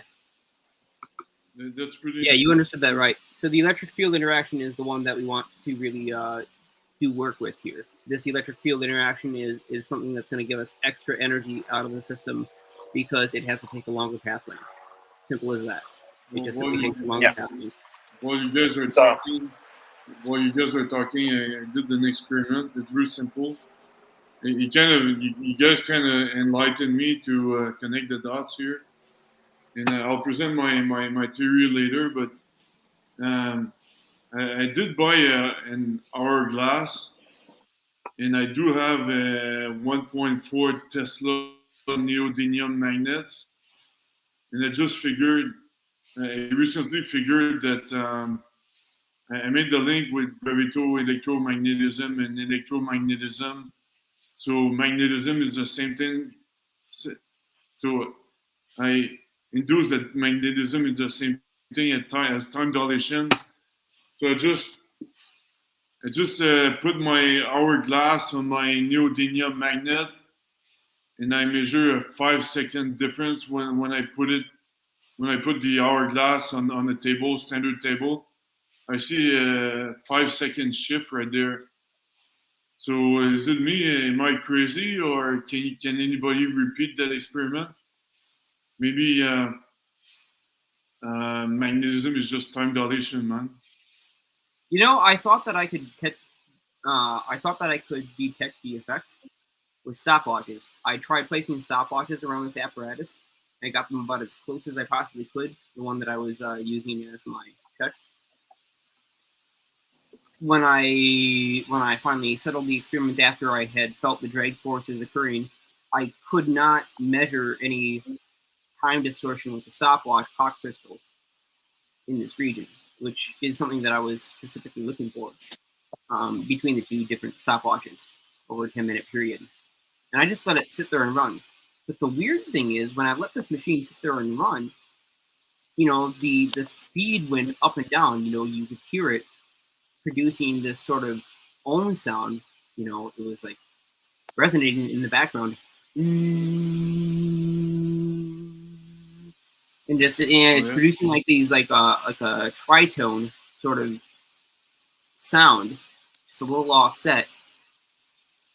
Like one of the frequencies was drifting behind, lagging behind, almost as if it was slowing down. So I thought that's got to be a time field, right? So I tried to put a stopwatch there, but it did not actually affect that stopwatch. When I stopped them, they were exactly on. I mean, down to the 0.00 mark. So the version I built, I stuck my time field meter on it, and I can tell about 3 parts out of 20 million a second. And so it's really, really accurate, and I could not get any time shift field out of it at all. I definitely looked, but I wasn't particularly close because I didn't want to break my time field meter with the magnet. So I was about 5-6 inches away and couldn't detect anything. What is the power of your magnets? They're neodymium magnets. I've got 12. I don't have 24. It looks a lot like Jeremiah's, actually. It's like, that black space that I talked about earlier, that black space between frames, as you're observing this and you get your face close to these types of apparatus, your observation and your perception as you're visually trying to look at this thing, it's difficult to focus because it's like there are these blank spaces. It's almost as if tiny or micro black holes were opening up and propagating that space, existing for a moment during the transition while they make the shape and then disappearing again, popping back out of existence. It's super weird. It's like we stretched out the length of the node and we made it spin way too slow. It didn't break. We didn't reach the Schwinger limit, which is where when we would break a node at the Schwinger limit, we actually do extract the electron-positron pair out of those node points. And so space shrinks. That's our warp field.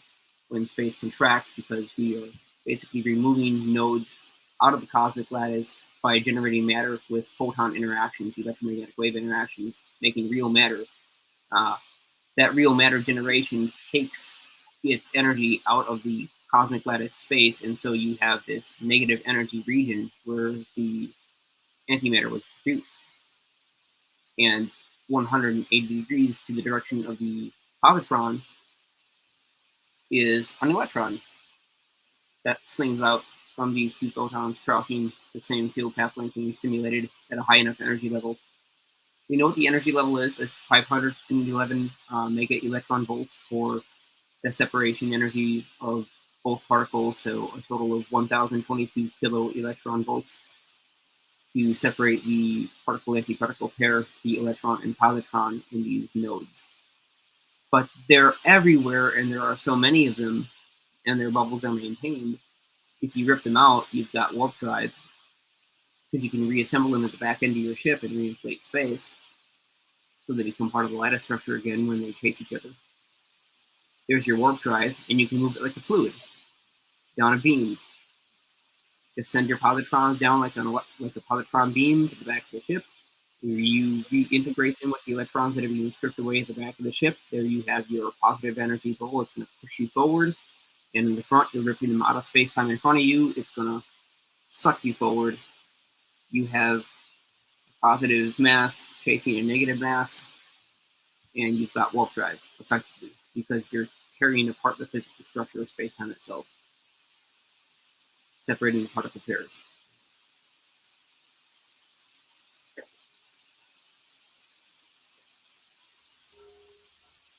It's trans-dimensional. If trans is trending at the end of 2023, let it be trans-dimensional warping. All right, let that be the motto.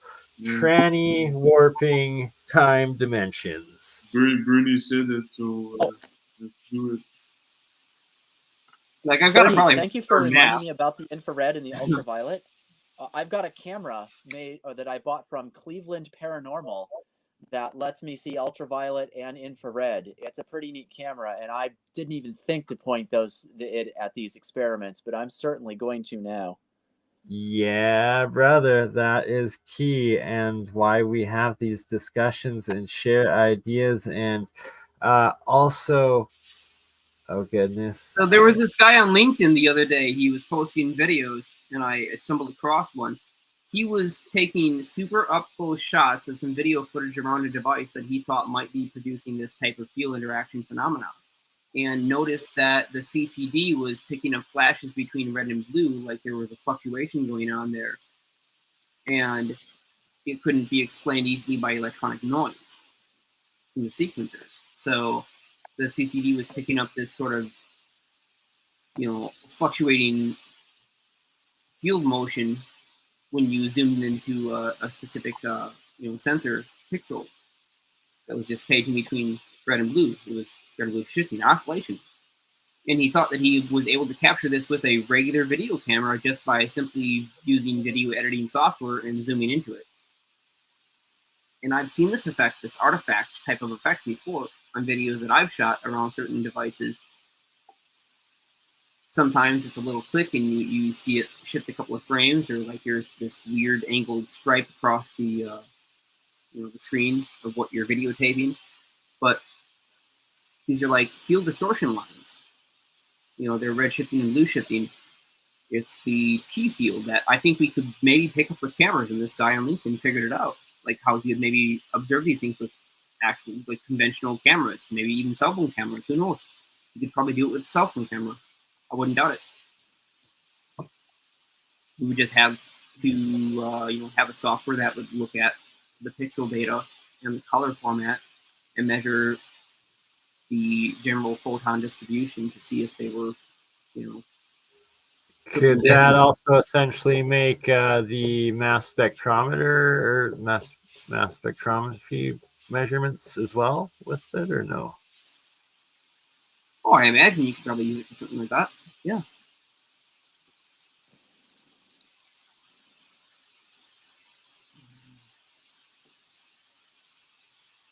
We have Walter Russell with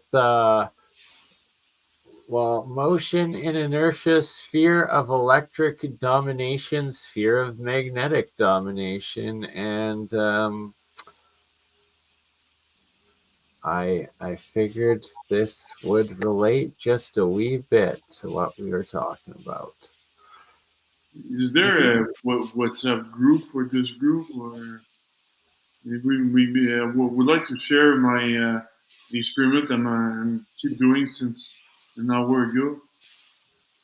Yeah, I need to create a science WhatsApp group or expand it. I will get on that. I will email that to all of you once this is done today. Cool. Was he asking to join my group, the Discord group? Oh yeah, if there is, yeah, on Discord. I would prefer Discord because WhatsApp reveals your phone number. It's kind of annoying. Yeah, Discord you can I use use it specifically for that reason, but yes. I'm Fair surprised. enough. Yeah, publicly that's true. I'll be right back. I've got to grab some water. Fair enough. And where is mine? Well, we got some purple colloidal gold monatomic water. And how these metals look like the universe. Sorry, continue, space. Hey, Liminal, can you share in the StreamYard chat the invite link to the Discord server? Because I can't do it without losing the Discord server.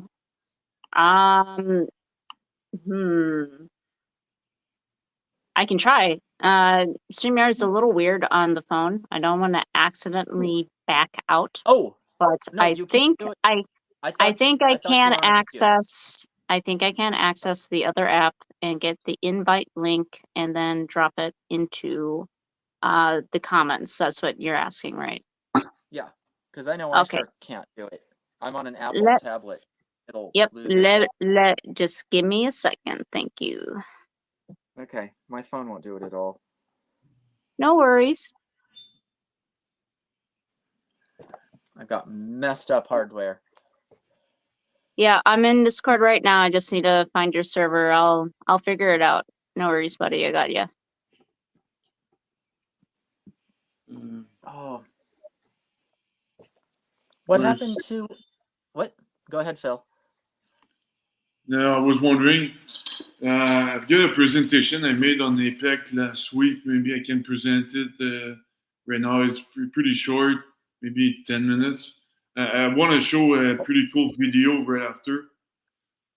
Well, everyone else is muted or gone, so I would say go for it. Even BurnEye is gone. I'm just on the phone. I'll be back in a minute. Okay. Yeah, go for it. Let's hear it. Let's see it. All right. So, Phil, by all means, present and share what you have to share, my friend. All right. Yeah, it's pretty short, but it's very interesting. So, okay, so just one sec. So sorry for those who already saw it, but a lot of people didn't see it yet, and that's very interesting. Partager l'écran. Okay, there you go. So, all right.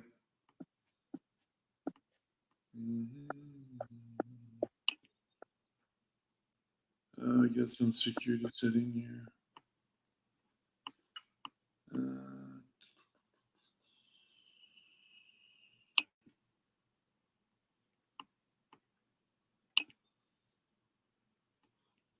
All right, Where can you you see that? share screen? Can you Oh, guys yeah, see? got it. All right. There we go. All right, so here we go. That easy. But here am I. I just want to go full circle with my theory and show where I'm at, give updates. This is finite theory and gravito-electromagnetism is pretty much final right now. There are things I will disclose too, and things I will not disclose because I got defense companies evaluating my company right now. So we'll see what happens, but I'll disclose pretty much everything so you understand the high level idea of Just a moment, and I'll be right back. And I want to do and this. Jim can explain anti-gravity, force field, superluminal communication, and acceleration, manipulation of acceleration, which is pretty. It's not science fiction anymore. If you manipulate time, then you can manipulate all of those. So next slide. So the assumption that I make is that, and you can see a lot of papers on that right now. It's not a joke anymore. Graviton and photon equivalence. There's a lot of work. There are a lot of people that assume that it's the same thing. And if I assume it's the same thing, if a graviton is just a photon on a different frequency, then I can explain pretty much everything. So all the numbers work of finite theory. Everything works at all levels, at all scales. So it's pretty much amazing. The Hubble, the cosmological microwave background, the size of the universe, the galactic rotation curves, everything. It's the other thing that I failed to mention in my last presentation about a year ago was that I could not explain because I did reverse engineer the galactic rotation curve of all galaxies, but I had the little fudge factor that was consistent with all galaxies except ours and the Milky Way, and I could not explain it. And that's because I was not considering the angular momentum of the stars, the planets, and the bulge of the galaxies. The angular momentum is actually responsible from inducing time rate, just like an electron is responsible from inducing a magnetic field when it spins or when it moves. I'm going to talk more about spinning because at the macro scale, it's all about spinning planets and stars. So yeah, so that's what I failed to mention last year, but I figured this out recently, actually. It actually helps deducing why gravity and time rate are monopole. That's because the gravito-electric field and the gravito-magnetic field mixed together will create gravitational waves. Gravitational waves are dependent on the angular momentum of the planet, the star, of the black hole. You can see my mainstream equations. By the way, finite theory is 100% mainstream. It's not against the mainstream anymore. So I apologize for creating attention, but it's all mainstream. It's just that I'm using the equation differently. And the gravitational waves are also carrier of time rate. So that's the time dilation. The time dilation, gravitational waves, it's like an ELF wave. That's all it is. And it's a carrier of gravity and time rate. I'm able to reverse engineer all galactic rotation curve. I did that for 500 galactic galaxies. It links the Hubble constant with the size of the universe. That I already explained that last year. Nothing changes there, but I get the exact same order of magnitude to explain the size of the universe. Explain everything like I was saying last year, the perihelion precession, the light bending, the Pound-Rebka experiment, and the real distance of the moon, the distance of the discrepancy of the distance of the moon. There's a 14 meters discrepancy from what we think the moon is. And most importantly, it's not suffering from the vacuum catastrophe. We know that JR does with the dark energy thing. Unfortunately, there's not as much energy in the vacuum as JR suggests. That was proven experimentally using multiple ways. So finite theory does not have that deficiency on the vacuum catastrophe paradox.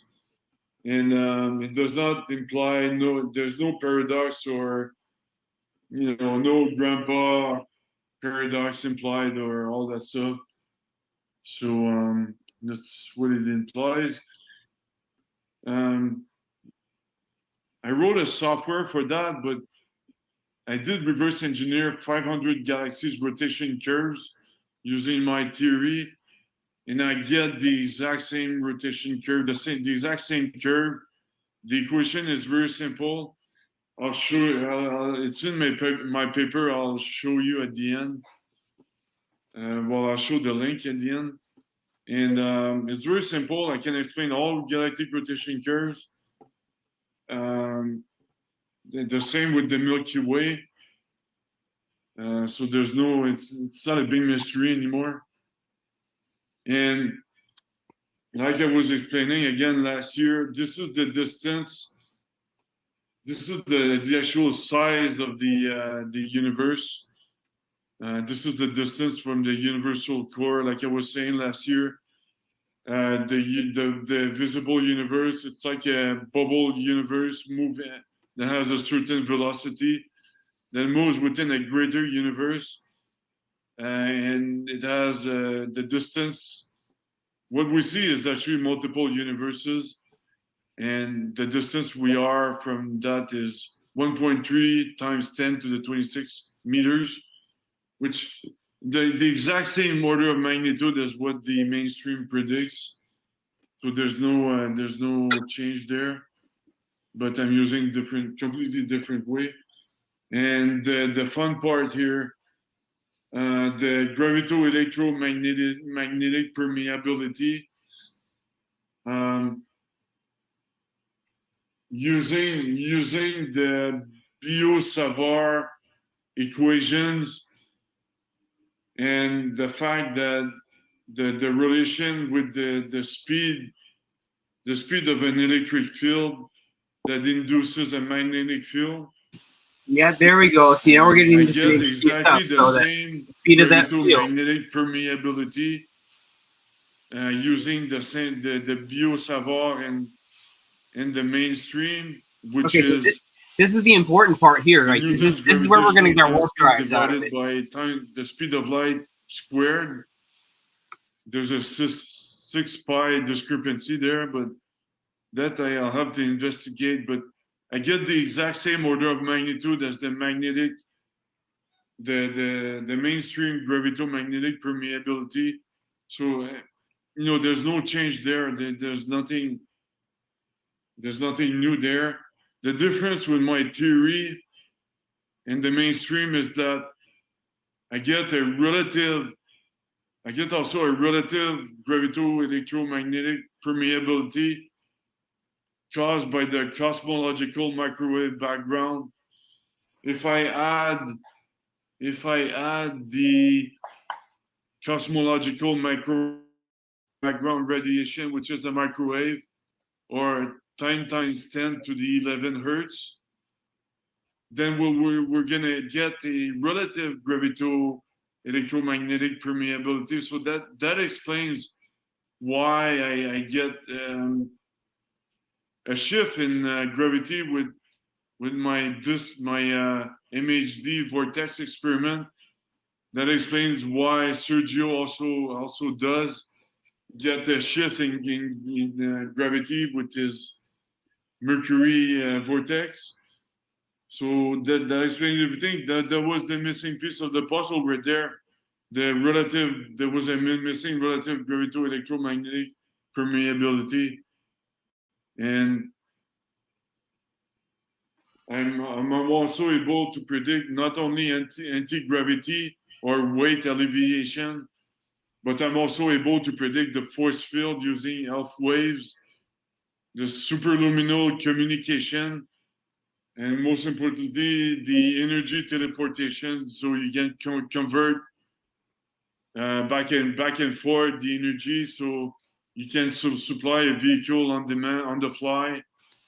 Right, exactly. You basically pinch your epsilon and mu. So can you hear me, Phil? I'm gonna write on patent on that. That's why I don't disclose the equations, but I don't know if Phil can hear any of that's its potential. I know it's gonna work, because if I assume that the graviton and the photon again is the same, then all my equations they work. I get the exact same order of magnitude that I expect. So here's more information on my manuscript. It's actually static.fornars.com/files/pdf/finite theory /finite_theory.pdf. Here's my YouTube channel as well. It's at P Bouchard 8. P Bouchard with a D at the end and 8. And here's my email address, phil@fornars.com. I'm the founder of CEO of my own company. And stay tuned, because I'm going to show you very, very interesting videos as well. So I'll show you. I got nervous there because Tim talks about big bankers, and Tim did not want me to talk about that. So I'll show. Why not? Absolutely. Correctly right now. Yeah. Can you see that? The new video? I see a blank. Good to play as long as oh yeah, it's APEC. No copyrights. We're good. Yeah.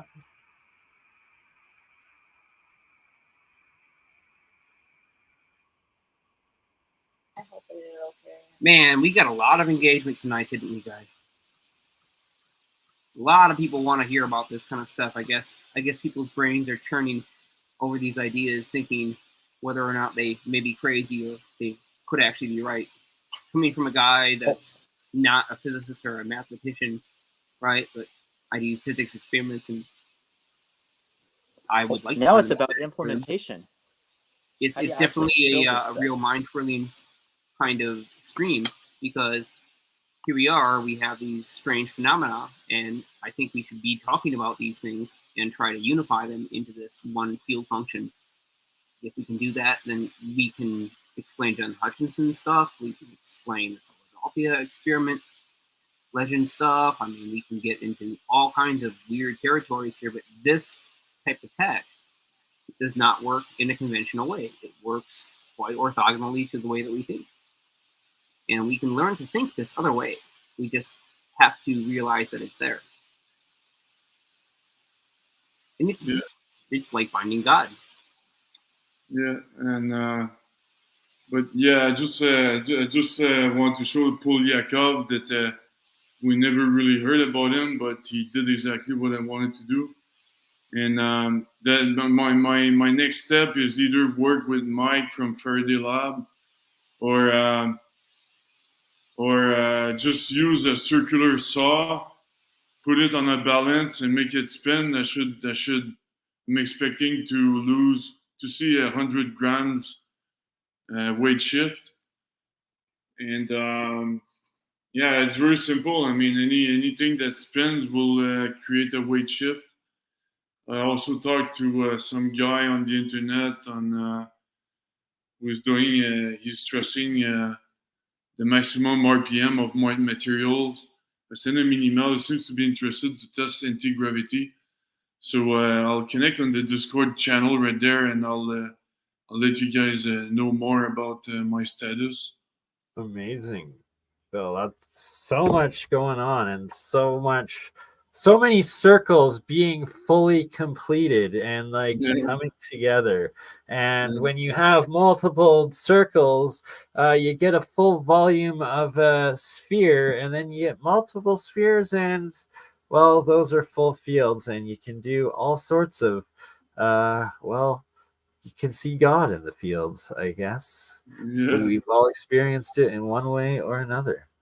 So, by the way, I'm supposed to go to some event in Washington, D.C. at the end of November. Man, I can't believe you guys have been so accepting of this idea. It's such a weird idea, right? Y'all have been like so accepting of the willingness to play on this territory of this weird concept with me. I really appreciate it. I just want to say that everybody so far has been just incredibly helpful in playing on this crazy idea that God is in the fields. And I just want to thank you guys for having open minds, for considering this stuff, giving feedback. It's awesome. It really is. What more could you ask for? Field of Om. Right.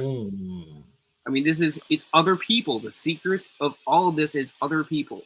It's not the self, it's what's going on outside the self. The interaction between those two particles that makes this whole double omega inverse omega symbol happen is actually a interaction between two different systems. It's other people. So you and somebody else, they have to have an interaction. This whole thing stems through life. It stems through the way that we relate to each other. I can see this as being an extremely important kind of fundamental concept to basically understand when you're going to become friends with somebody. Like, you want to extend this idea out to them so that they can visualize how these fields interact as well. It's a new physics. I think we used to know it long ago, back in the day, as a species, and that we've lost it. We've lost it through time, through history, through catastrophic events.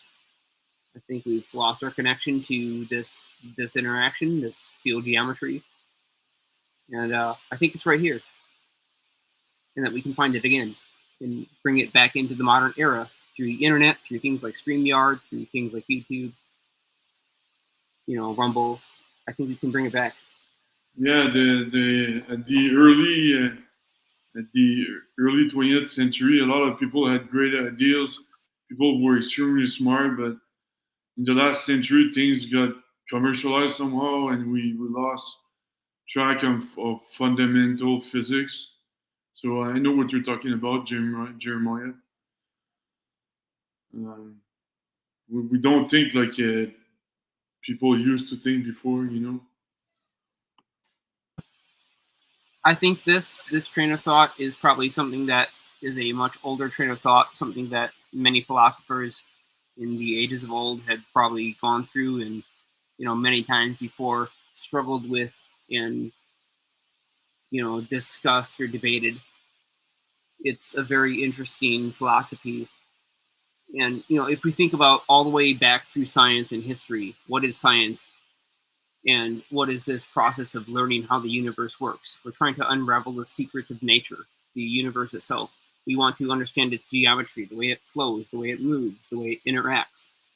Well, the beauty in this geometry of nature is constantly showing us how it likes to do what it's going to do. It shows us in its motion.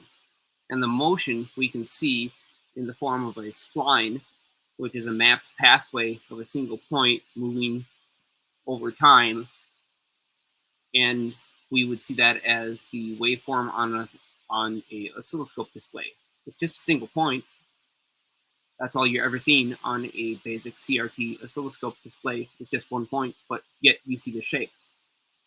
That spline, that's the way that our reality sort of works itself into this entire field fabric matrix, where we have continuity of events between when field forces interact and physical particles are closing in and their wave functions collapse. We have this other orthogonal force, and it's the thing that keeps things balanced. It's like, you're not creating a nuclear reactor with your television set, basically, because maybe you get X-rays occasionally from some stray electrons hitting the sides, but it's not necessarily transmuting a huge number of elements, and you've got your force vectors in a singular direction. You haven't created this type of field force curved interaction, but when you bring a magnet close to the screen, you do actually start to generate that. So it's really wild. You'll start to create unusual phenomena even from a CRT.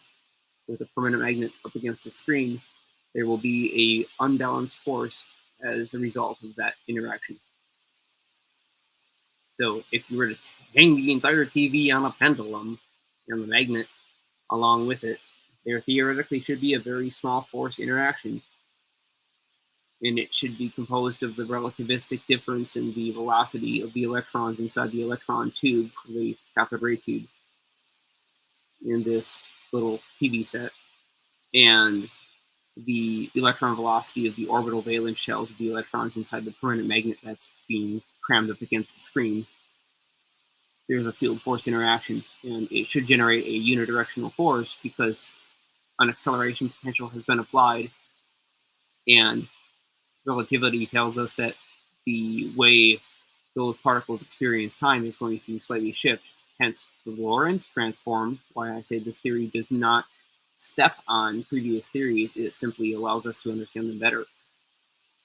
The Lorentz transform tells us that there will be this change in the angle of the interaction between the field forces. And we can see this orthogonal interaction angle. Mathematically, we can look at it in the equations, or we can take a look at it viscerally just by understanding how we can stretch a spring and turn, bend one wind 90 degrees, stretch it out, and pull it so that we have a single strand sticking out at 45 to both faces of the other spirals of the spring. Yeah, did you know that the electron it's interesting because it's the smallest particle of all, so it can be the building blocks of all over subatomic particles, or they could be even smaller, but it's kind of an interesting property. Well, it's interesting because when you pair an electron with a positron, the size that they shrink down to becomes so small that they actually are filling or permeating the space between the nuclei of an atom and the valence shells. And because they have a geometry in this lattice, the valence shells tend to have stable structures and gaps that energy translational motion can move through in order to create the shapes that the valence shells create as the electrons are whizzing around, never quite hitting the protons in the atom, being attracted to their oppositely charged counterpart, right? And so the protons don't wiggle, they don't move in terms of X, Y, Z coordinate space quite as much off of the position where they're at. In fact, it's 1,800 times less than the electron moves, but they still spin, orient, and flip to associate with each other. So their magnetic moment of the protons do flip and they do reorient to align with the electron valence shell, and all the protons in the nucleus of any given material tend to do this. Materials where we don't have an equal number of neutrons and protons are what we call isotopes. Isotopes have unusual properties. They have unusual inertial and gravitational properties. Thomas Townsend Brown identified this fact. So if you stimulate materials that have uneven isotope balance ratios, where there are more neutrons than protons, or less neutrons than protons, you're going to have a strange interaction in terms of how that material responds as an isotope to an input force, like the inertial acceleration of an outside, force.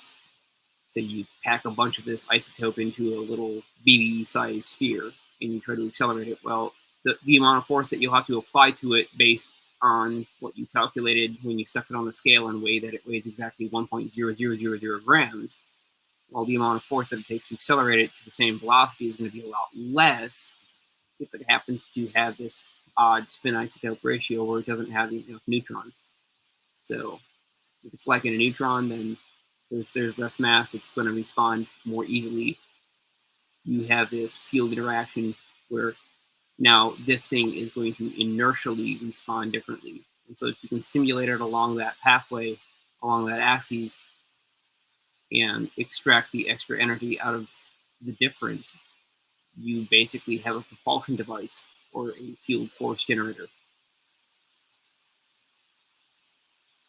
Yeah, that's pretty cool. If you can have some experiment, I'll follow up. What's that?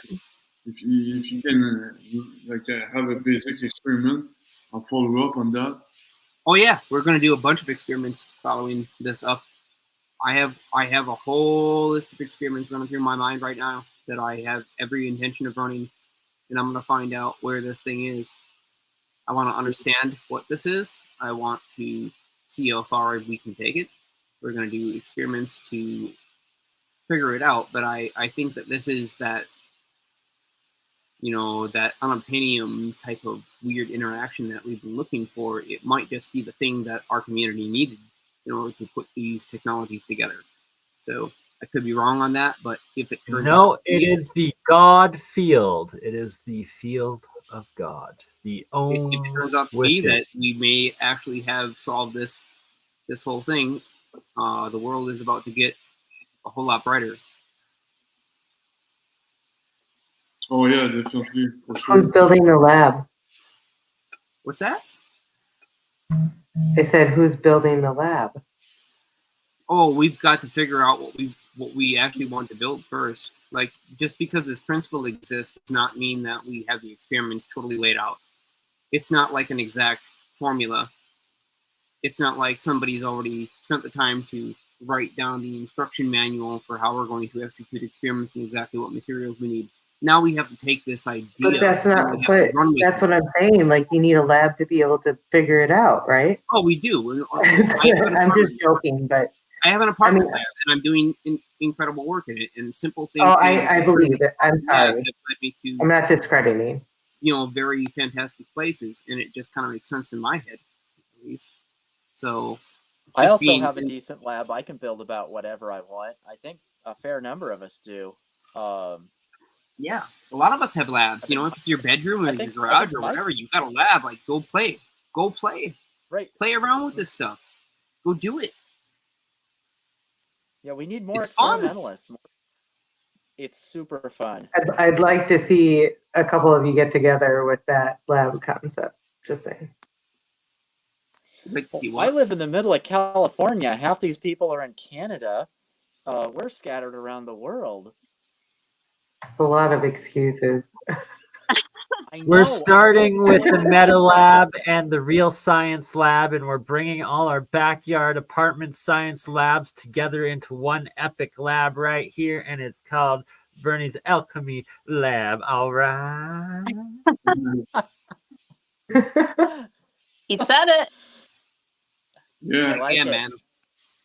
People in California are too often outside, so keep people in Canada, since it's cold, We stay inside and we do experiments. That's what we do. You know, you remember when Tesla talked, you know, he I talked remember about in that. his notes and it was documented. Tesla said that he knew when his mother had died. And Oh, yeah? yes, she came to visit him, right? So that crazy experience that he had that he bothered to report and was written down by whoever was taking notes for him at the time or himself. Can't remember which at the moment. Like those kinds of crazy experiences, that connection, it exists. It's a thing that you can develop with somebody. All of my friends that have passed away came and said goodbye. I've personally experienced that. It's trippy the first Oh time it yeah. happened.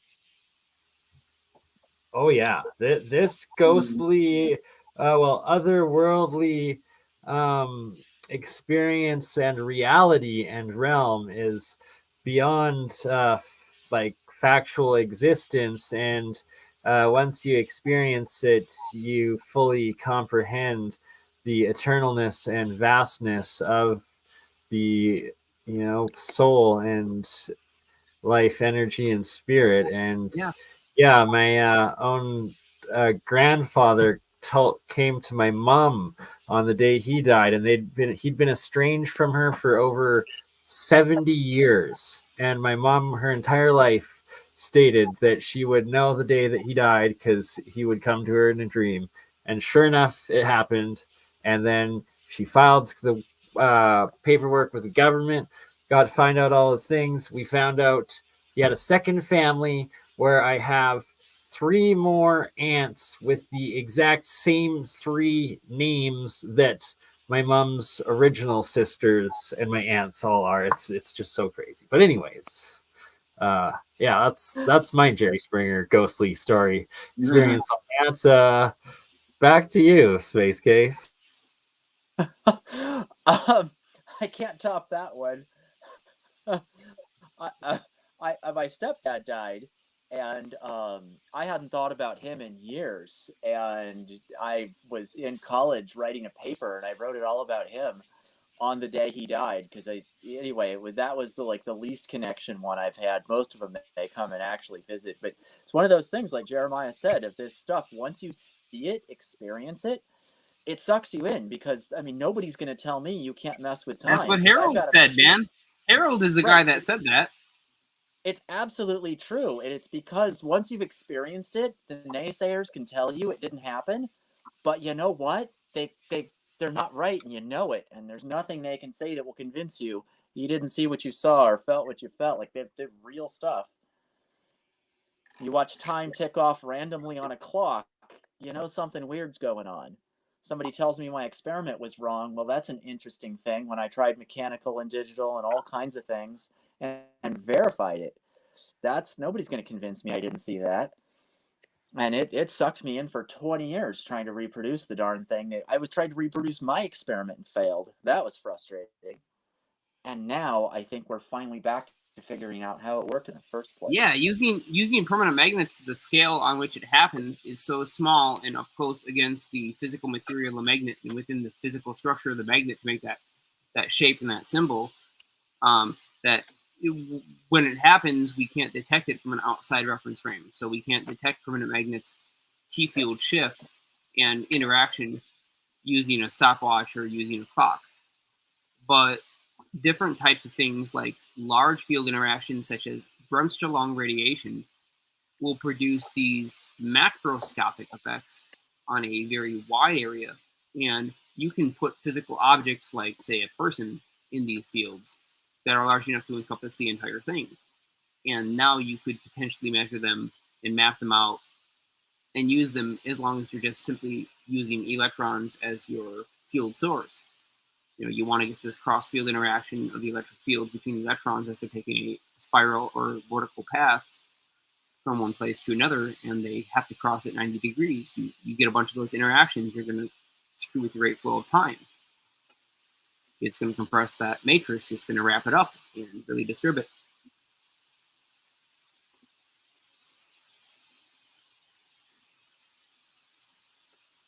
Well, it's part of why the bagel coil fields are so hard to detect, because they're completely locked up internally. They don't radiate anything at all. Nothing's affected once you get outside of them.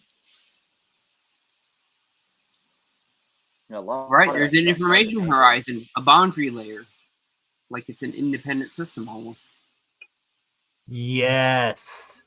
Yes, it is. From what I have experienced and interpreted with it, that is an accurate description.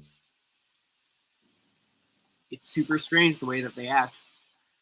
The effects that you'd feel. You don't expect cold air to be blowing out of a motor that's hot. Lots of weird things can happen like that. We're going to find them.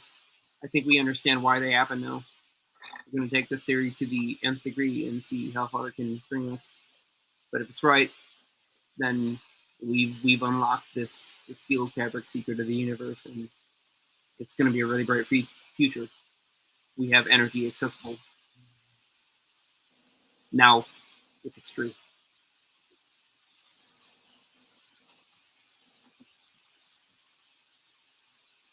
Guess we'll see. Only one way to find out, right?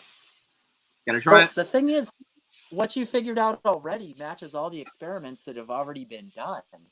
So, you know, it's at some point it describes it really well. I look forward to doing more experiments to verify it further, but it seems like it's already verified pretty well with past stuff.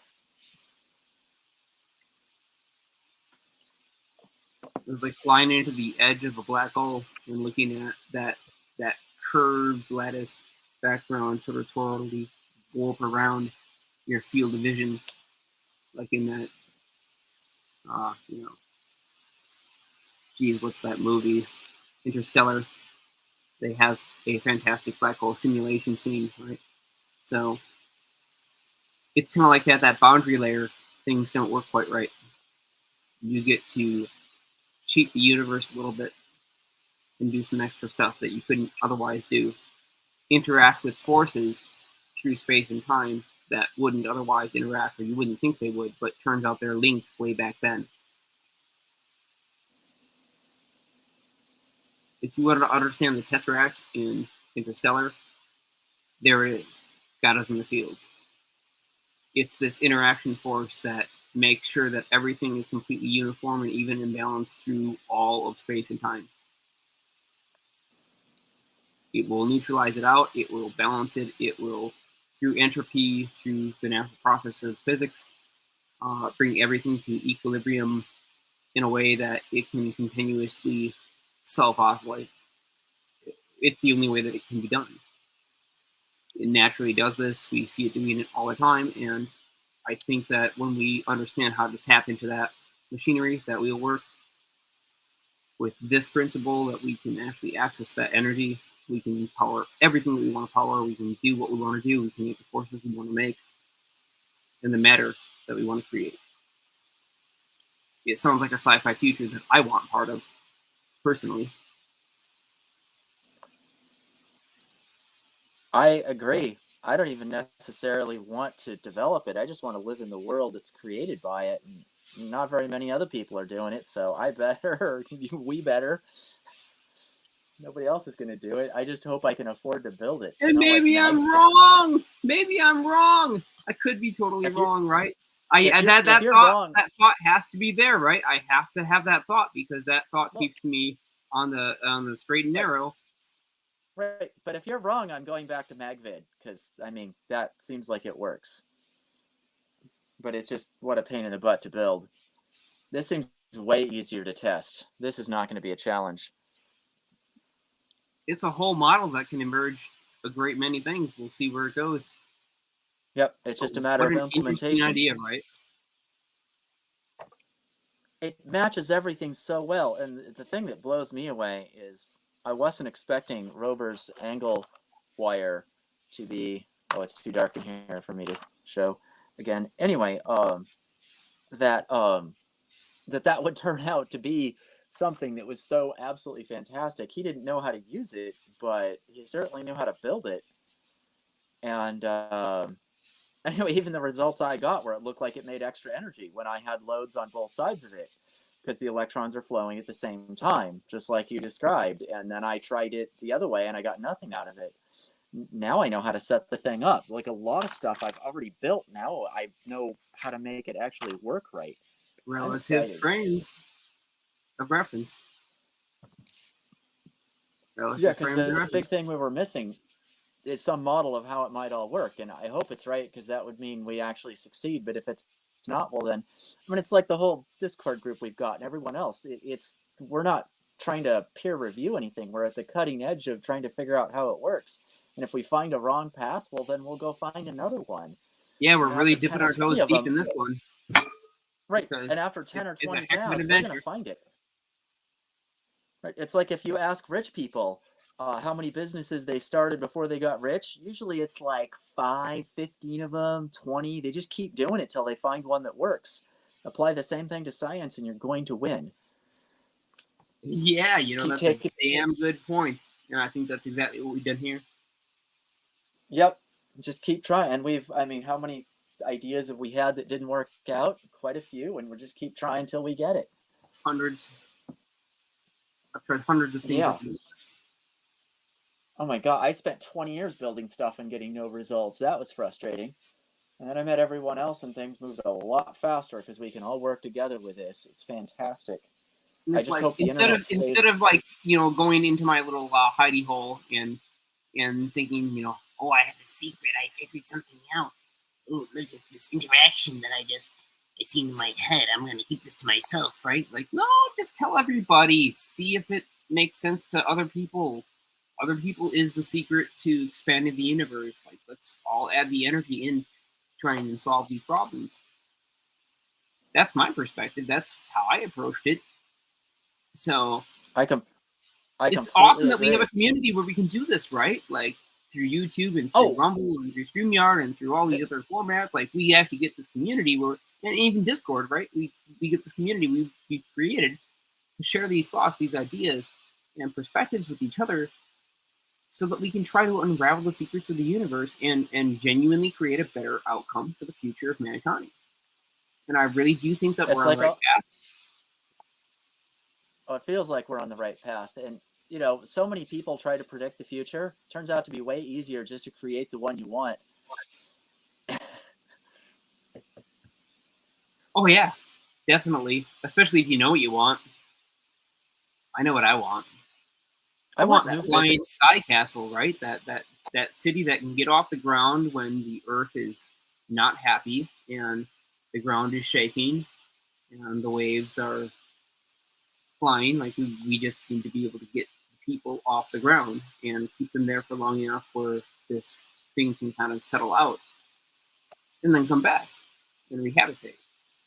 But if we don't have this tech where we can hold a bunch of people in the air, then if some horrible thing were to happen to our wonderful planet Earth, it would be a really terrible situation.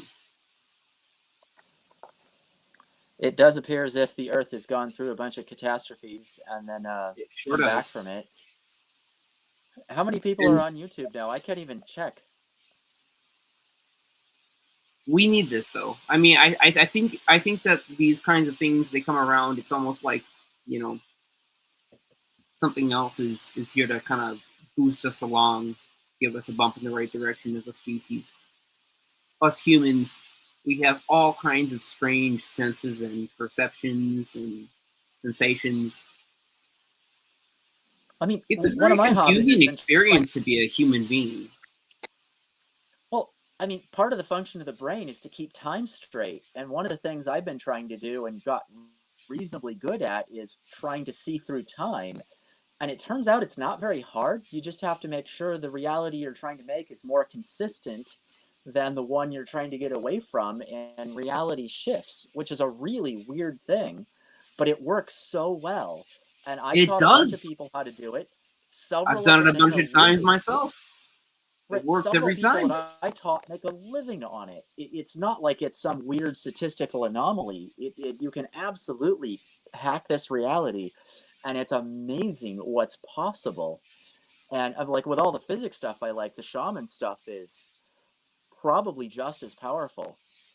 And I just want hardware to be able to prove to people what I've learned in the shaman stuff, because I think once people see hardware that can do it, they're going to be a lot more accepting of it. So that's been one of my goals for a long time is link the hardware and get Right. The hardware is the meat and potatoes. At the end of the day, that's the thing that anybody can stick their hands on.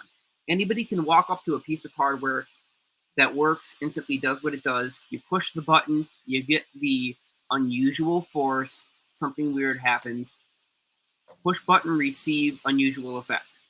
It should be that simple. Right. It should be straightforward. It should be very direct line of sight. Like, there's no reason to try and overcomplicate this entire thing with endless mathematics and equations or theories. There is a simpler approach, and we can do this.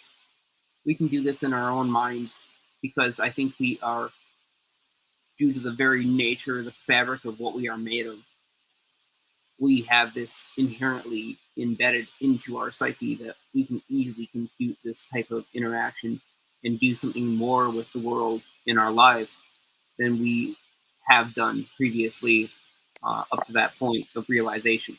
So that self-realization is like that wake-up moment. You suddenly see that you are connected to this lattice structure and that you can work with it and that it's forgiving and it works with you. Well, boom, there you go. You've got this interaction. Now you can start to learn things. Tesla himself said that all of his greatest ideas came from a place outside of his mind. Oh yeah, all the virtual worlds and stuff he saw, and he built machines there and ran and tested them, and his stories about what he did. And one of his bits of advice was, if you want to learn more than you have in the entire Industrial Revolution, start researching non-physical realities.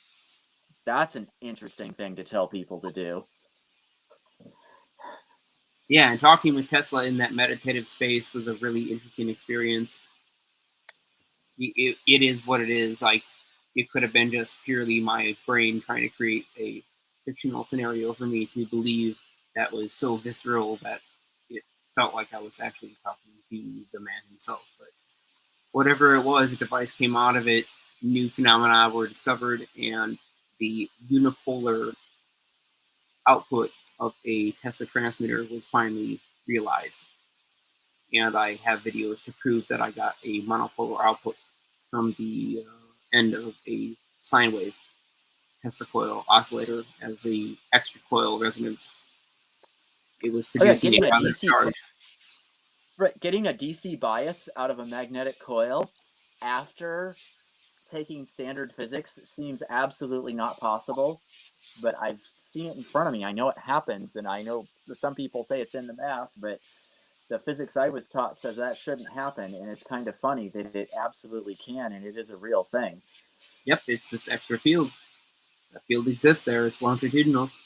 It's always been there. We just ignore it.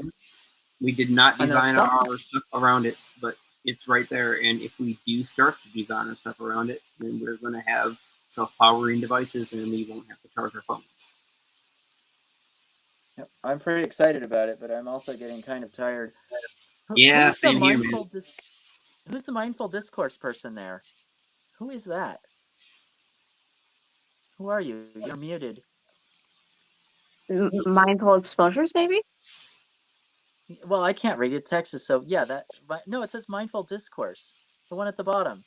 It says duck, yeah, and the little icon. I'd have to navigate my phone. One moment.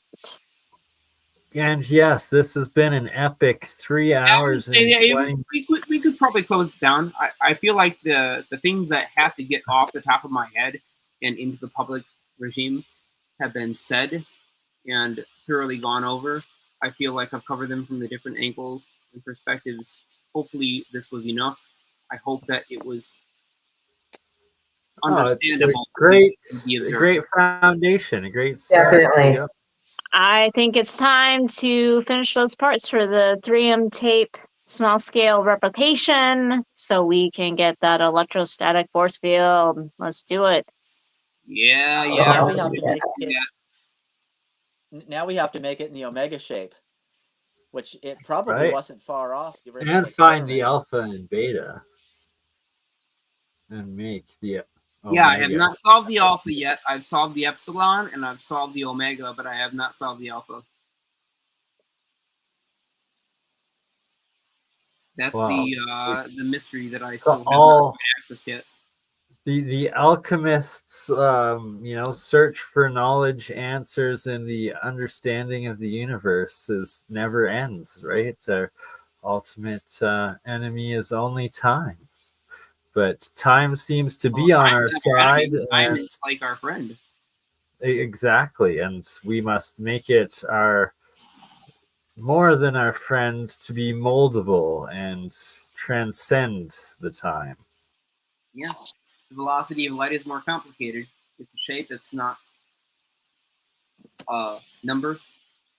And when we can stop thinking about it like a number and think about it like a motion, we can understand the velocity of light and the whole shape of the universe. So I don't know. I guess that pretty well sums it up. I think I've said what I had to say.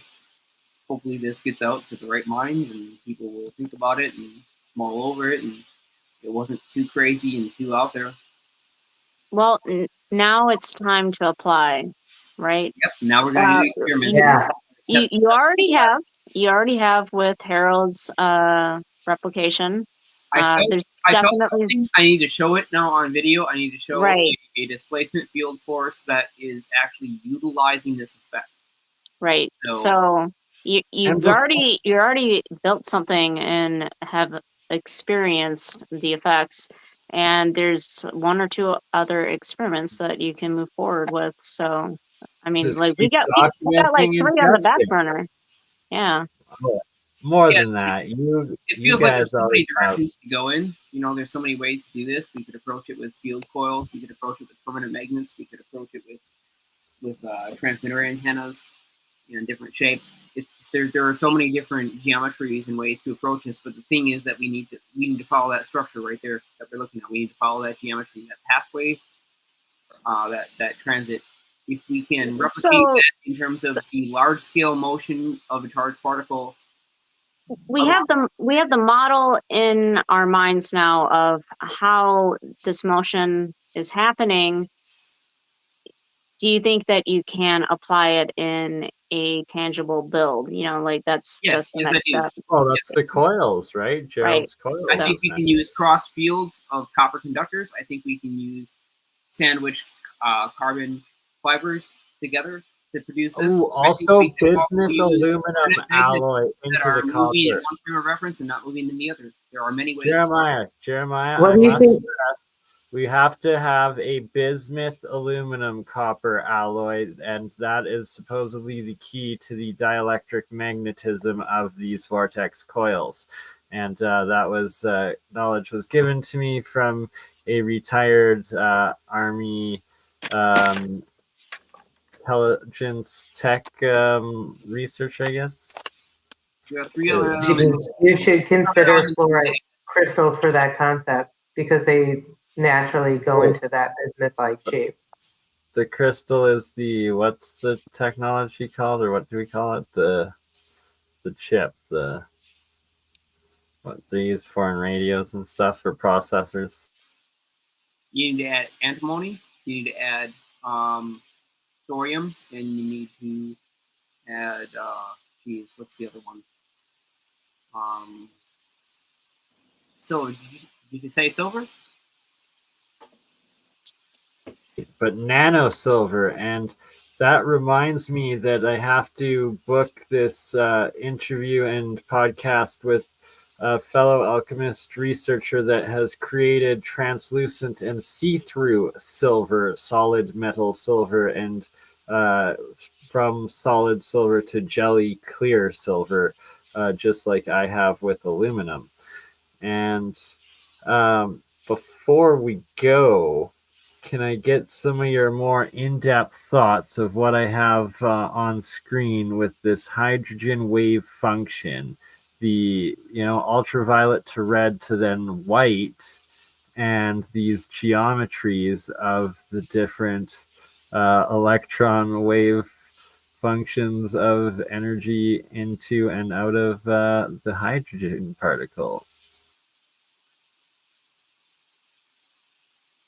What are you asking me exactly here, Bernie?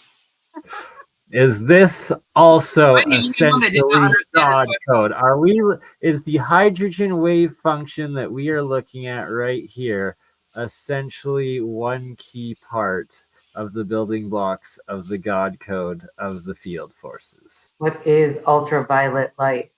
We're looking at the geometry of the field function. That's the God code.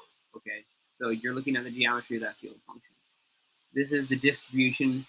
They call it. Yeah, but look at the dimensional numbers, right? Like where the electrons in the fields are, the radial orbitals, and then how the density of these energies and the shapes of it. It blows my mind every time I look at it. All right, so this is the energy density of the physical particles that exist in free space against the background that is composed of particle-antiparticle pairs. And the energy density comparison between those two forms a ratio, and the ratio makes these shapes. That's where these shapes are emerging from, is the ratio interaction between these field forces that take place at that extremely fine scale from each node due to the existence of the matter at that scale.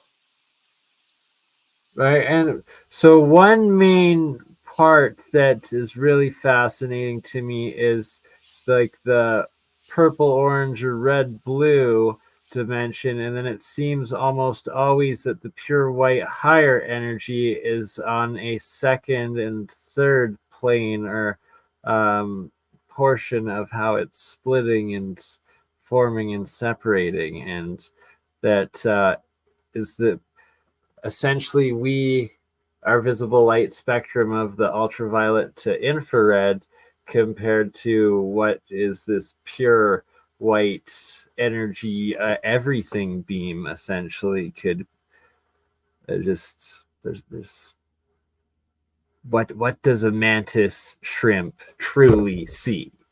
That's what I'm going to end with. Indeed, that's a good question. What could we see if we could see with our eyes the other spectra that cannot be picked up by the rods and cones in the back of our eyeball? What could we see through the entire electromagnetic spectrum if only these other wavelengths were able to catalyze a reaction? Well, perhaps you can. And perhaps the way to do that is to change your temporal reference frame compared to the incoming light. And then you can start to view into these other regions. Maybe it's the reason why, say, unidentified objects flow while they're flying around, because they are shifting the wavelengths through this temporal field dynamic metric. Absolutely. And just to add into that, the fact that the vast majority are recorded on these infrared filtered cameras, as well as a lot of reports and recordings seem to show equal amount of inverse reactions of the white ultraviolet, and it like seeming to get cold and just like that like suck draining energy into nothing sort of thing. It's very, very strange, like because it dematerializes. Right, we really get to see the energy exchange between the inflow and the outflow of compression and expansion, or as Tesla would have said, compression and rarefaction of the aether itself.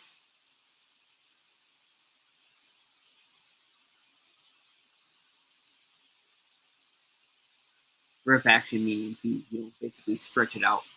Another to keep it spooky in the the theme that last week was Friday the 13th. I think next week we got Halloween and these trans-dimensional entity red blue shifting possibilities, and one major key I suspect and believe to solving this mystery technology and aura etheric life force technology exchange is the Kirlian frequency, and that it is a specific Hertzian wavelength frequency, and that that information is very rarely shared, but that it is a key aspect of it, and that we need to figure that out and test it, and that then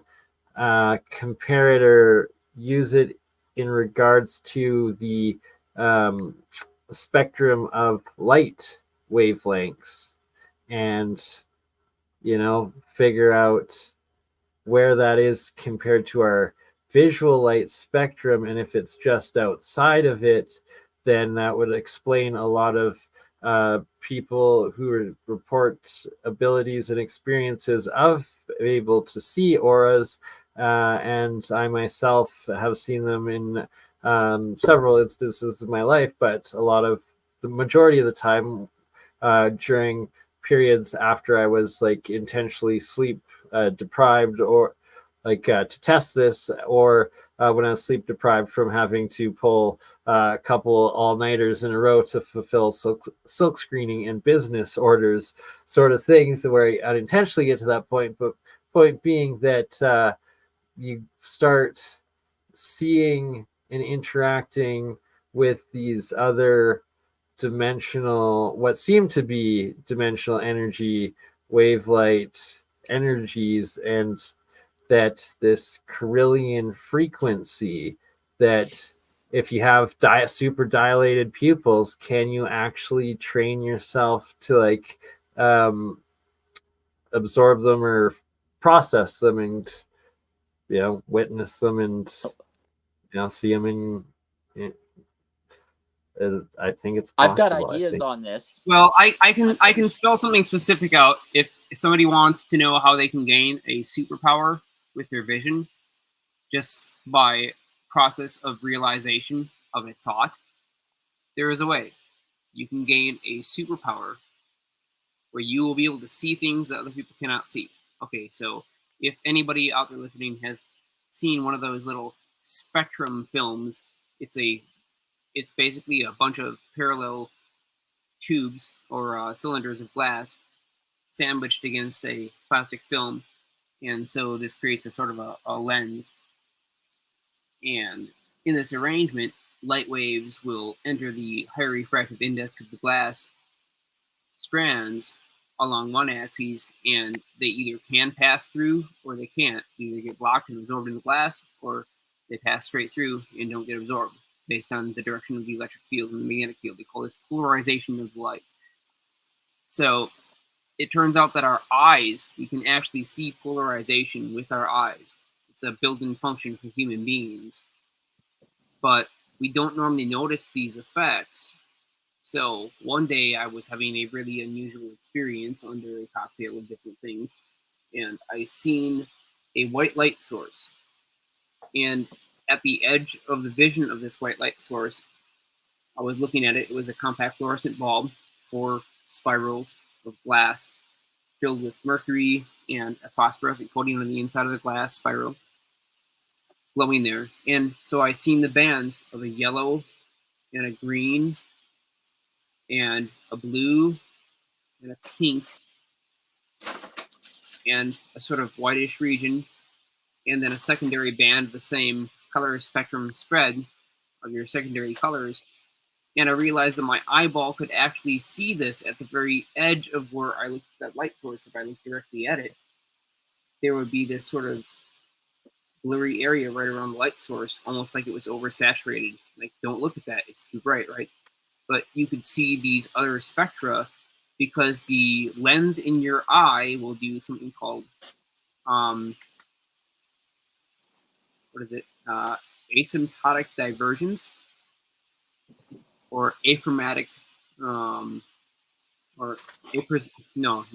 aprismatic lensing.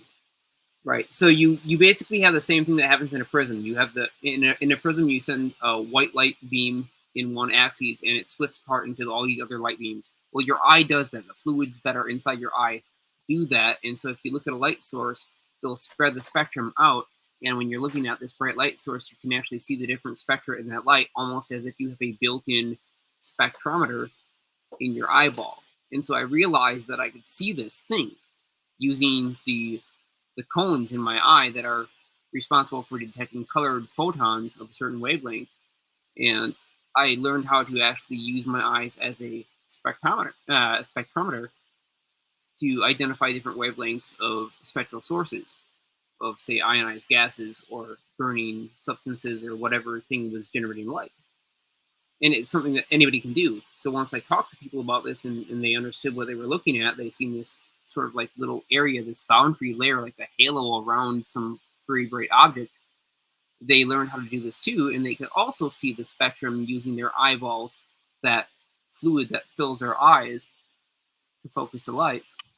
And it's like a superpower. When you learn to see it, you can see the spectral spread and you can identify wave bands. But nobody ever pays attention to that. Like, why would anybody ever bother to look something like that? It's such a weird thing. But here is a superpower that you can have just simply by knowing that it's there in your eyeball and recognizing the spectral spread that you can identify just by looking at a light source. You'll see it at the corner of the edge of the light source. Just look for it. You'll see it. Everybody that's tried it so far that I've personally taught can do it. So it seems like a pretty inbuilt thing. I don't know. It's interesting, isn't it? We're more than we thought we were as humans. It truly is. And I also meant to bring up earlier, and reminds me of Mystery Eon, and that he's got that designed or built these EMF detector thingies, these little chips that can like detect essentially like ghosts, Sasquatch, and paranormal energy reader sort of things. And it also ties into Charlie C's work with the Scroll Society and what he built. And we got to just do a Halloween special on all of the paranormal and And the real. I don't mean to take it off the eyes, but what about the heart?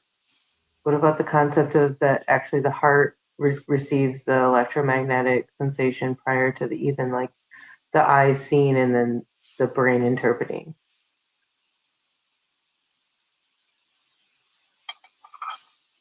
I like that idea. So my take on the Carillion photography and all of this stuff is maybe a little different than a lot of people, but I like Wilbert Smith's explanation of the different dimensions. And if you look at it, he shows our three-dimensional space, length, area, volume, and then the three field forces, time, electricity, and then magnetism. And then you start getting things that are like the bagel coil field would be the next one past magnetism. It's more complex. And when you look at what frequency that's running at, that determines like if an electron or a proton is visible in our reality. Everything in our world is running at the same frequency. So when you look at these ghosts and things like that, they're just running at a different frequency. So when you do Carillion photography, So you've heard the stories of like the Bigfoot that a lot of people who've actually had experiences say like it feels like it's an interdimensional concept, and then there is some connection with UFOs. But one of the most profound things is that there's like hunters who've never had experiences, or forest rangers, you know, people who've been in the field for very long periods of time, and they have these crazy experiences where the Bigfoot goes directly behind a tree, and it's a very thin tree, and the brain is trying to, you know, obviously figure out what's going on. Eventually, they're sitting there for long periods of time, staring at this really thin tree, waiting for this creature, trying to figure out what's going on. More or less, the creature does eventually come away from it. And then there's other concepts of it, like being able to disappear really quickly or get out of there really quickly. I suspect that they might be able to bolt, just like a gecko, some like lizards and stuff, and like different animals can strike faster at like a faster rate of frame than the human eye can process, that they might have that ability as well. You know, maybe it's like just do like the pounce out or something like that, the dive, the strike or something faster than we might be able to see. Well, I mean, here's a description of one of these stories of Bigfoot that gets me thinking they're probably shifting which reality they're in. And it's because at one point somebody had one of these on their front porch and they shot it and it started bleeding. and it ran away, and 3 steps later there's no more like 1.5 foot thick snow. Yes. They're gone. They're reality shifting. They're going from where we are, I'm convinced, and they're There's going to other replace stories it. just like that. Right. So they're obviously feeding here and then going back where it's safe. It's a niche in nature that they are clearly adept at, and I just want the same I abilities also, with right? And also, they bury their dead and they are nocturnal. yeah. It's And our quite good friend hard. Bax just like stuck her hand in organic soil for several days to resolve her psoriasis. This is like the whole regenerative frequency concept. Yeah, when you start looking at reality, that we've got these stacked realities. And by the way, when you're tired, your brain doesn't work well. So you as a consciousness start perceiving things more directly, like you would if you're remote viewing. You see all these realities. So you can start seeing people's auras because you're not Yes. just looking in our normal frequency. You're looking at an idea that we've got realities stacked on top of each other, and the electric, magnetic, and time fields are shared is absolutely nuts. But all the things that I've tried to test this with, like for example, taking in a daydream and building a piece of machinery in front of me that I can then measure on a meter here with a field force, that appears to work. It's there. We've got Yeah, that's stacked some realities. epic stuff. And when you start looking at this with different equipment like electrostatic and magnetic meters, when you walk across the room, you make electrostatic footprints that you can pick up if you've got a sensitive enough item. So it doesn't matter if you're here or in some other frequency, it's still going to pick you up. And that nature of reality, all it is one step more complex than standard physicists thought. And you get all of the things all the people experience with remote viewing, astral traveling, all the paranormal stuff. All of it makes complete sense, is super easy to explain. So that's my take on Kirlian photography. You're just viewing all the other frequencies, and humans are not just in this frequency. We exist in a bunch of different frequency ranges. We've got bodies. Exactly, right? Thank you, Adam, like for bringing that up, because that's the kind of the point I was trying to get at, and to like compare what those frequencies are that were within this Kirlian frequency compared to the human visual light spectrum frequencies. But that's what I'm saying about the electrostatics that does the Kirlian photography. When you hook that up, you are viewing everything in every frequency because you're using the electric field, which is a more base level. So that's how it can pick it up. It picks up everything, and that's its advantage. That's why it works. Now, because these fields are so internal, one of the only other ways to get to it is your consciousness, because you as an entity can see through all of space and time in every one of these frequencies. With practice, you can do it, but you can directly perceive all this stuff. It's just that most And people. I had a question, like, doesn't it ultimately connect to some sort of parietal concept? So you're talking like the black-white, good versus evil thing. It's kind of what I'm getting at. But more or less that you can, I mean, that you have to be like aware that, yeah, you can manipulate what's around you, but ultimately, like, there may be something that pulls or pushes. I think Sorry for consciousness the has. intros. Oh no, I'm just trying to figure out how to answer it. My internet cut out, so I missed a bunch of your words there. It's consciousness, at least the Raja Yoga stuff, when I tried it and started playing with it, we can perceive reality and then we can influence it. And there are different ways to influence it, but we can absolutely influence reality. Sometimes it's not directly, like you'd have to build a machine in a place where reality is malleable, like a daydream, and have that superimposed upon this world to make the right field forces to do what you want here, which is not direct, but it's certainly possible. So it's a little harder, but we can absolutely influence things as a consciousness. We're not just observers here. And the brain is a beautiful interface between consciousness and reality. It is a perfect interface. You need a lot more energy outside of a brain, if that answers what you asked, because I had to guess slightly at what you asked. Well, it's definitely complicated, and I do feel there is a consensus kind of thing to or a collective concept. Like it's maybe not just to the individual. It's a little bigger than that. And that has to do with again resonance and like going back to like Tibetan chanting, that kind of concept. Yeah, I'm looking at the video here, the Krillian photography. I've set this up before. It's absolutely amazing to watch and look at, but your pictures they don't change versus your frequency you're running into your whatever, your high voltage. You can even run DC and it still works. It's not a frequency based thing for that particular thing.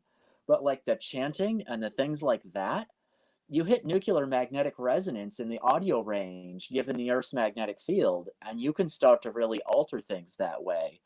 There is something really crucial to the sound being present when you're trying to manipulate this reality. And all the old groups, all of them used sound to do that. And it's definitely a key thing. I do wonder how much is related to this omega symbol, the shape that these things have to go through that starts creating it. I think that's a big key that, Jeremiah is talking about it on an electron scale, but people clearly did it. Even Jeremiah mentioned it, the monks that were levitating the rocks with different instruments. Yep, that's They were yep. acoustic. And Yep, it's the exactly. same. Right, it's the same thing, the same format. It all comes back to the same stuff.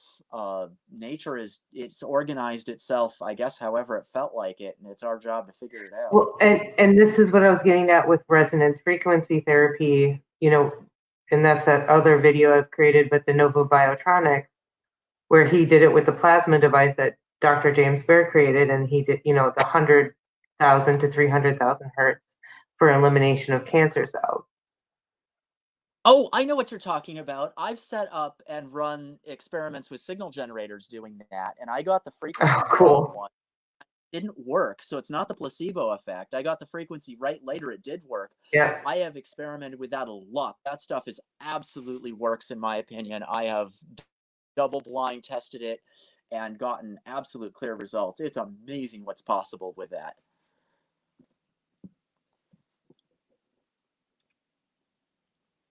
Did my internet die? Oh no. I think it was just everybody No, has we seen can the hear you, med brother. technology popping up, and they're probably thinking the same thing that you're Absorb it. saying right now. Like, yeah, well, we all knew that. We were all told that we had med technology floating out there, and that we should have it already. But for some reason, we don't. We go to sleep at night, Well, and we get older as we sleep, and nothing is being restored. Hey, speak for yourself. I drink pure purple gold water. I will stay young forever. I I'm hope. saying these types of Or I'll technologies die, or I'll kill have myself a sooner. negatively entropic interaction with outside space-time. They should be capable of doing things like, Sorry, I regression. should. I just need to specify when I said kill myself, I wasn't talking suicide. I was saying that I might kill myself heavy metal poisoning. It was a I'm warning. shut up Really. and eat It's a myself. warning that's what so I that people figured don't you were replicate what saying. you're trying to do there with this risk that Right. you're taking to yourself with unknown particles and sizes. And remember, we're all, we're not going to, when our physical body dies, we're not going to go away as a consciousness. It's magical. You can go out and get another body. One of the hard things is keeping your memory through that experience. That's what you should be working on, because that's the hard part. The ability to go get a body that's not all messed up and old, you just go get a new one. It's a great trick. I'm pretty sure a lot of people do it and just don't remember, because years of playing tends to wipe that out.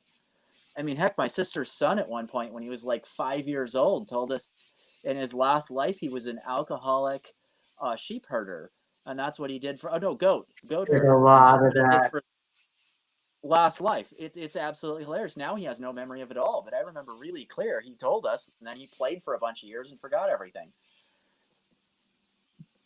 Yeah, there's more than just a few stories that resonate with that.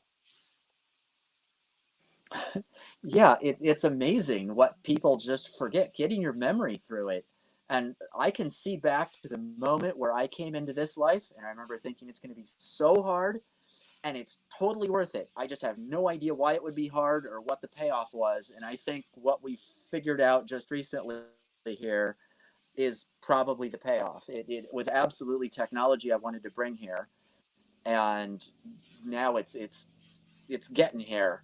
My gosh, I'm really Right, yeah, excited it was a about team this. effort, man. Like the whole team bouncing ideas back and forth across countries that are all in concert with each other. You know, they're all ally countries, right? Just bouncing ideas back and forth between these people all across the world, and it's amazing. It's amazing what's happened in the discourse.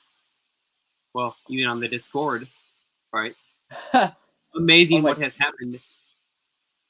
Yes. I caught and loved that discovered pun, by the things way. and unwrapped impossible knots that seemed like an inexhaustible, tangled mess of wires. Nobody wants to deal with those wires in the corner, right? The impossible tangled mess of wires. But yeah, no, I think that this was the way to untangle it. And if we understand the way that they tend to get tangled, then we can do a whole lot more, right?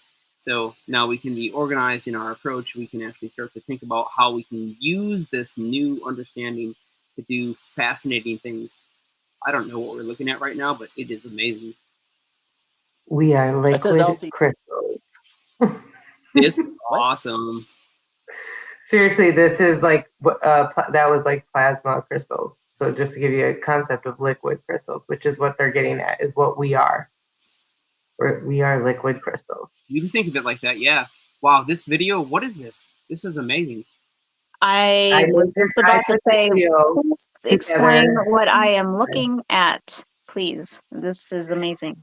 So I made this video based on if he played the audio, you can listen to the audio because this is non-copyrighted, even with the background music.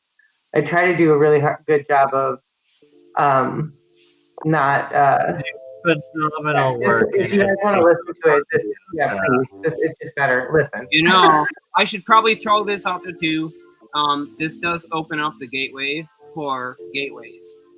This opens up the gateway for one end of the scale, we have a giant concrete and steel bridge I appreciate you guys destroyed so by resonance. And on the other, we have a small crystal We glass. appreciate and love you too, sister. So maybe we could shatter something even smaller. Something energy. really small. Phil's Something theory. you would You need a can microscope to see. for this. Maybe we could shatter a living microorganism. But to do that, you'd need some sort of theory to serve as a basis. And we find that basis in a wonderful book called The Rainbow and the Worm, The Physics of Organisms, by a scientist, Mei-Wan Ho. And that book makes a very strong case that living organisms and cells are liquid crystals, or in the least, they have many properties of liquid crystals. Now, we're all familiar with liquid crystals because they are in our laptop computer screens. LCD display, liquid crystal display. And we can change the qualities of the liquid crystals in our computer screen by sending special electronic signals to it. We can change the color and the shape on the screen with these signals. So maybe we could change a biological living liquid crystal with a special electronic signal. But in order to do that, we would need some kind of device. So we search the US patent database, and we find this invention by a physician, Dr. James Baer of Albuquerque, New Mexico. It's called a resonant frequency therapy device, and its purpose is to induce a resonant vibration in a living organism or cell. And there are two really important things about this device. The first is that it uses a very special kind of antenna. They take a hollow glass sphere, they evacuate the air, they put in some helium gas. And when we send in our electronic signals, the helium gas lights up like a fluorescent light.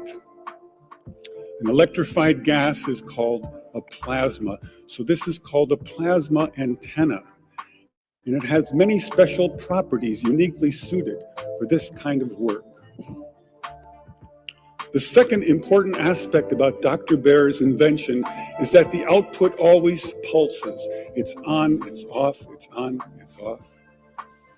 Yeah, and now we go to the biology laboratory and we take Dr. Baer's device, and the hunt begins through a microscope for a frequency which will shatter a living microorganism.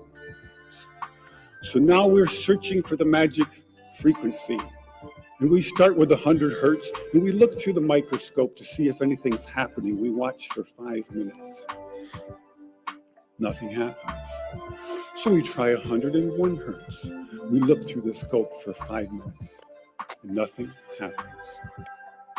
So we try 102, 103, and so on.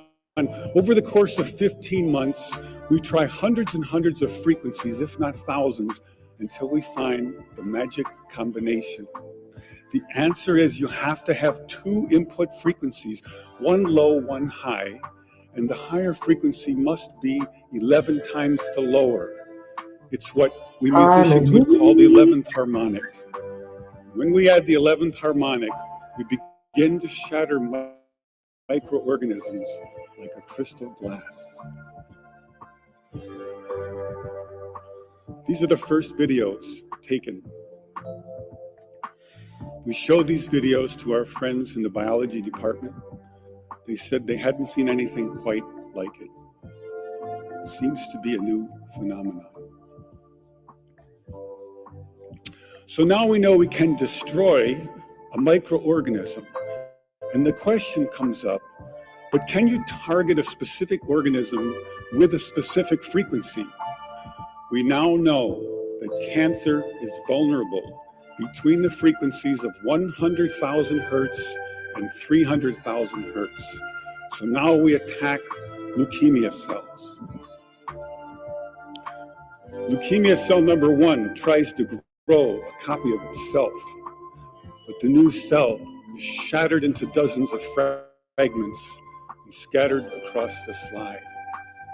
Leukemia cell number 2 then hyperinflates and also dies. Leukemia cell number 3 then tries to make another cancer cell.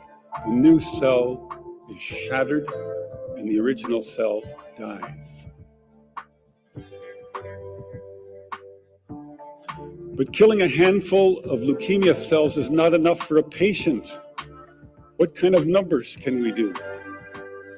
In repeated controlled laboratory experiments, independently assayed by the 2 top experts, we killed an average of 25% to 42% of the leukemia cells, as high as 60%.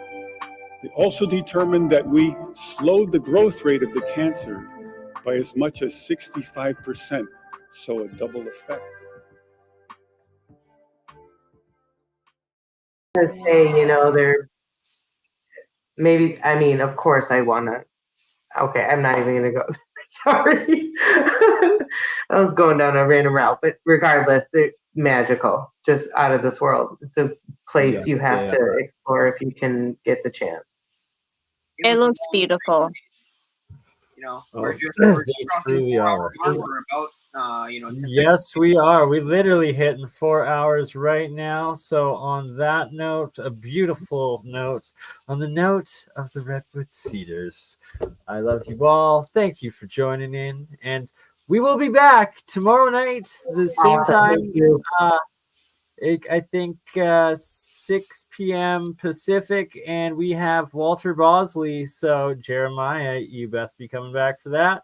And hopefully we will have alien scientists.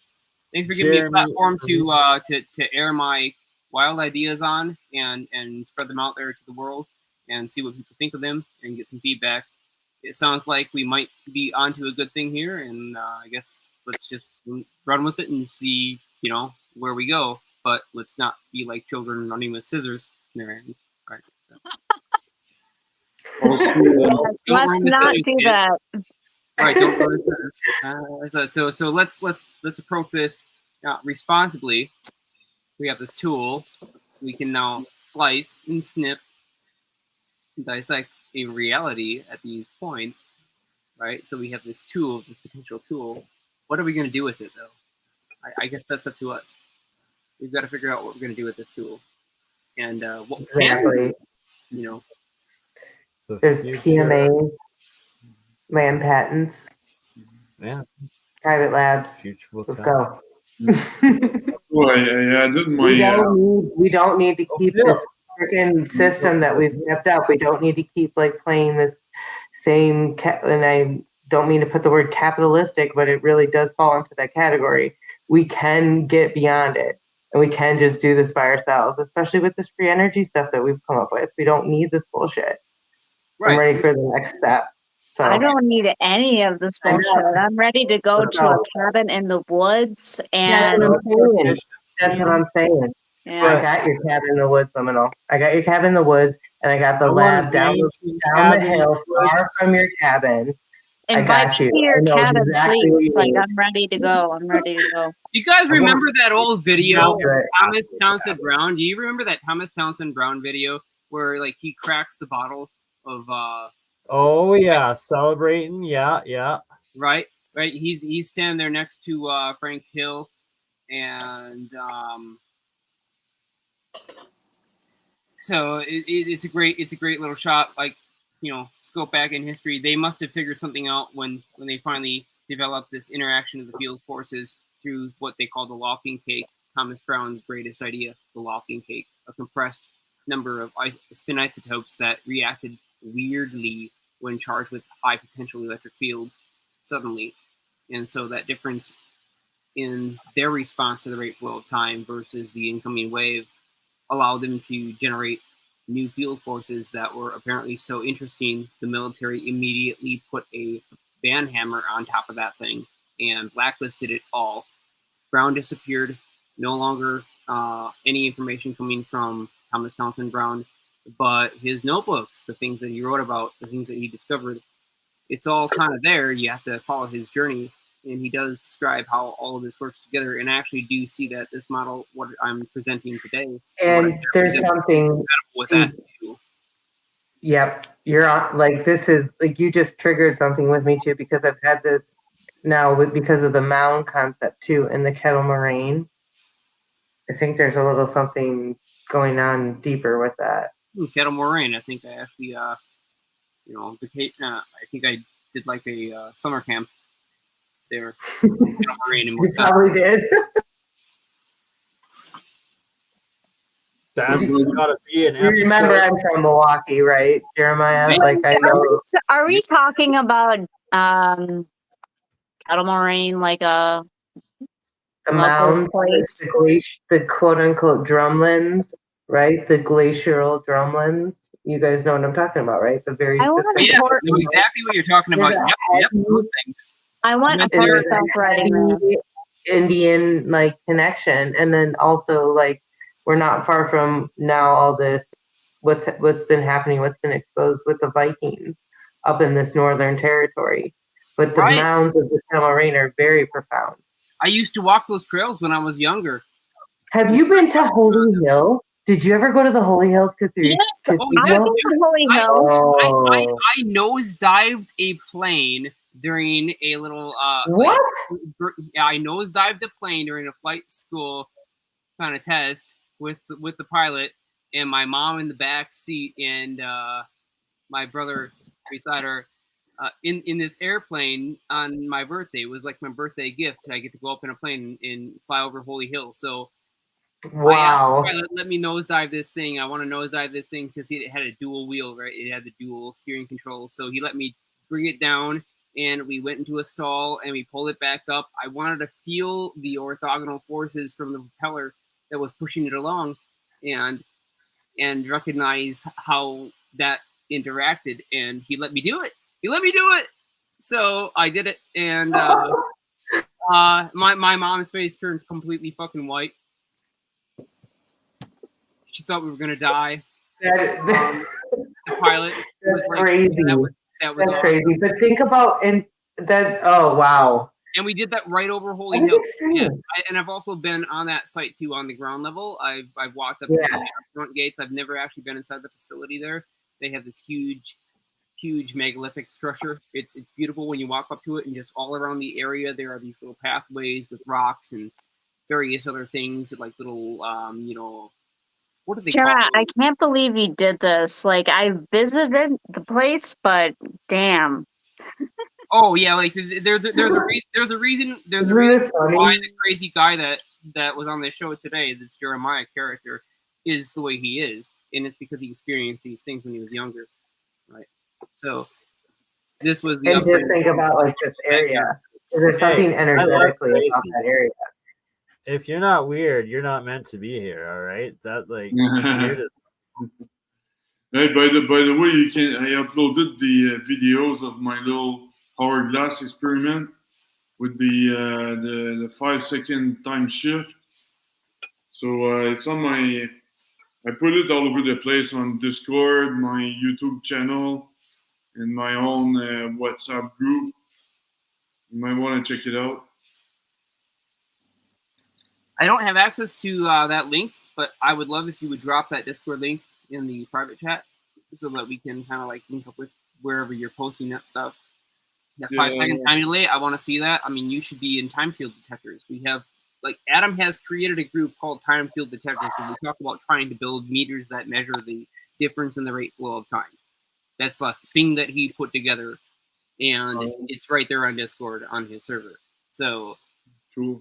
This is stuff that's important to us. We want to know how time flows. Yeah. And we're trying to And devise here different is ways the to measure it experiment. in handheld tools, in instrumentation, like Ghostbusters tech, walking around with these meters that can tell you where the weird field is. Compasses that don't point in the same directions when they're right next to each other. Yeah. You can fast forward it and see that it finishes 4 seconds earlier on the magnet, and on the table it takes 1:05, 1 minute and 5 seconds for the part 1.1. If you show the part 1.1, it yeah, exactly. Fast forwarded to the end.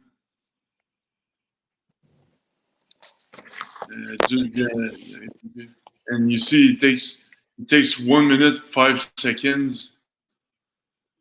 1 minute is 5. So man, the magnet is 1.4 Tesla. There are two of them, so it's almost 3 Teslas. And man, it modifies time. It's an hourglass. I bought especially for that because it shouldn't be affected by a magnetic field. And apparently, my magnetic field changes the time dilation contraction. And of course it does, yeah, because you're creating a longer path length for all of the charged particles to pass through in order to reach A to B. You create a longer path length. Anytime you do that, that's time dilation. You're slowing down time in that region. Well, the thing with the magnetic field, the Tesla, is a hertz times kilogram per coulomb. That's the measurement unit, and the kilogram per coulomb means that there's a link between a mass and a charge, and the hertz is the common property of gravitomagnetism and magnetism. It's you just add the kilogram per coulomb factor, and it's just a factor, but it's basically the same thing. And it's basically time dilation. That's what it is. And man, because of you guys, I figured this out tonight. It's a really historical night tonight, man. Yeah, It's I amazing. completely agree. It's I been love it's it, been a historical and I love night. all of us being a part of it. Yeah, thanks for. I'm glad that we were all able to come together and make this happen. This is really fantastic.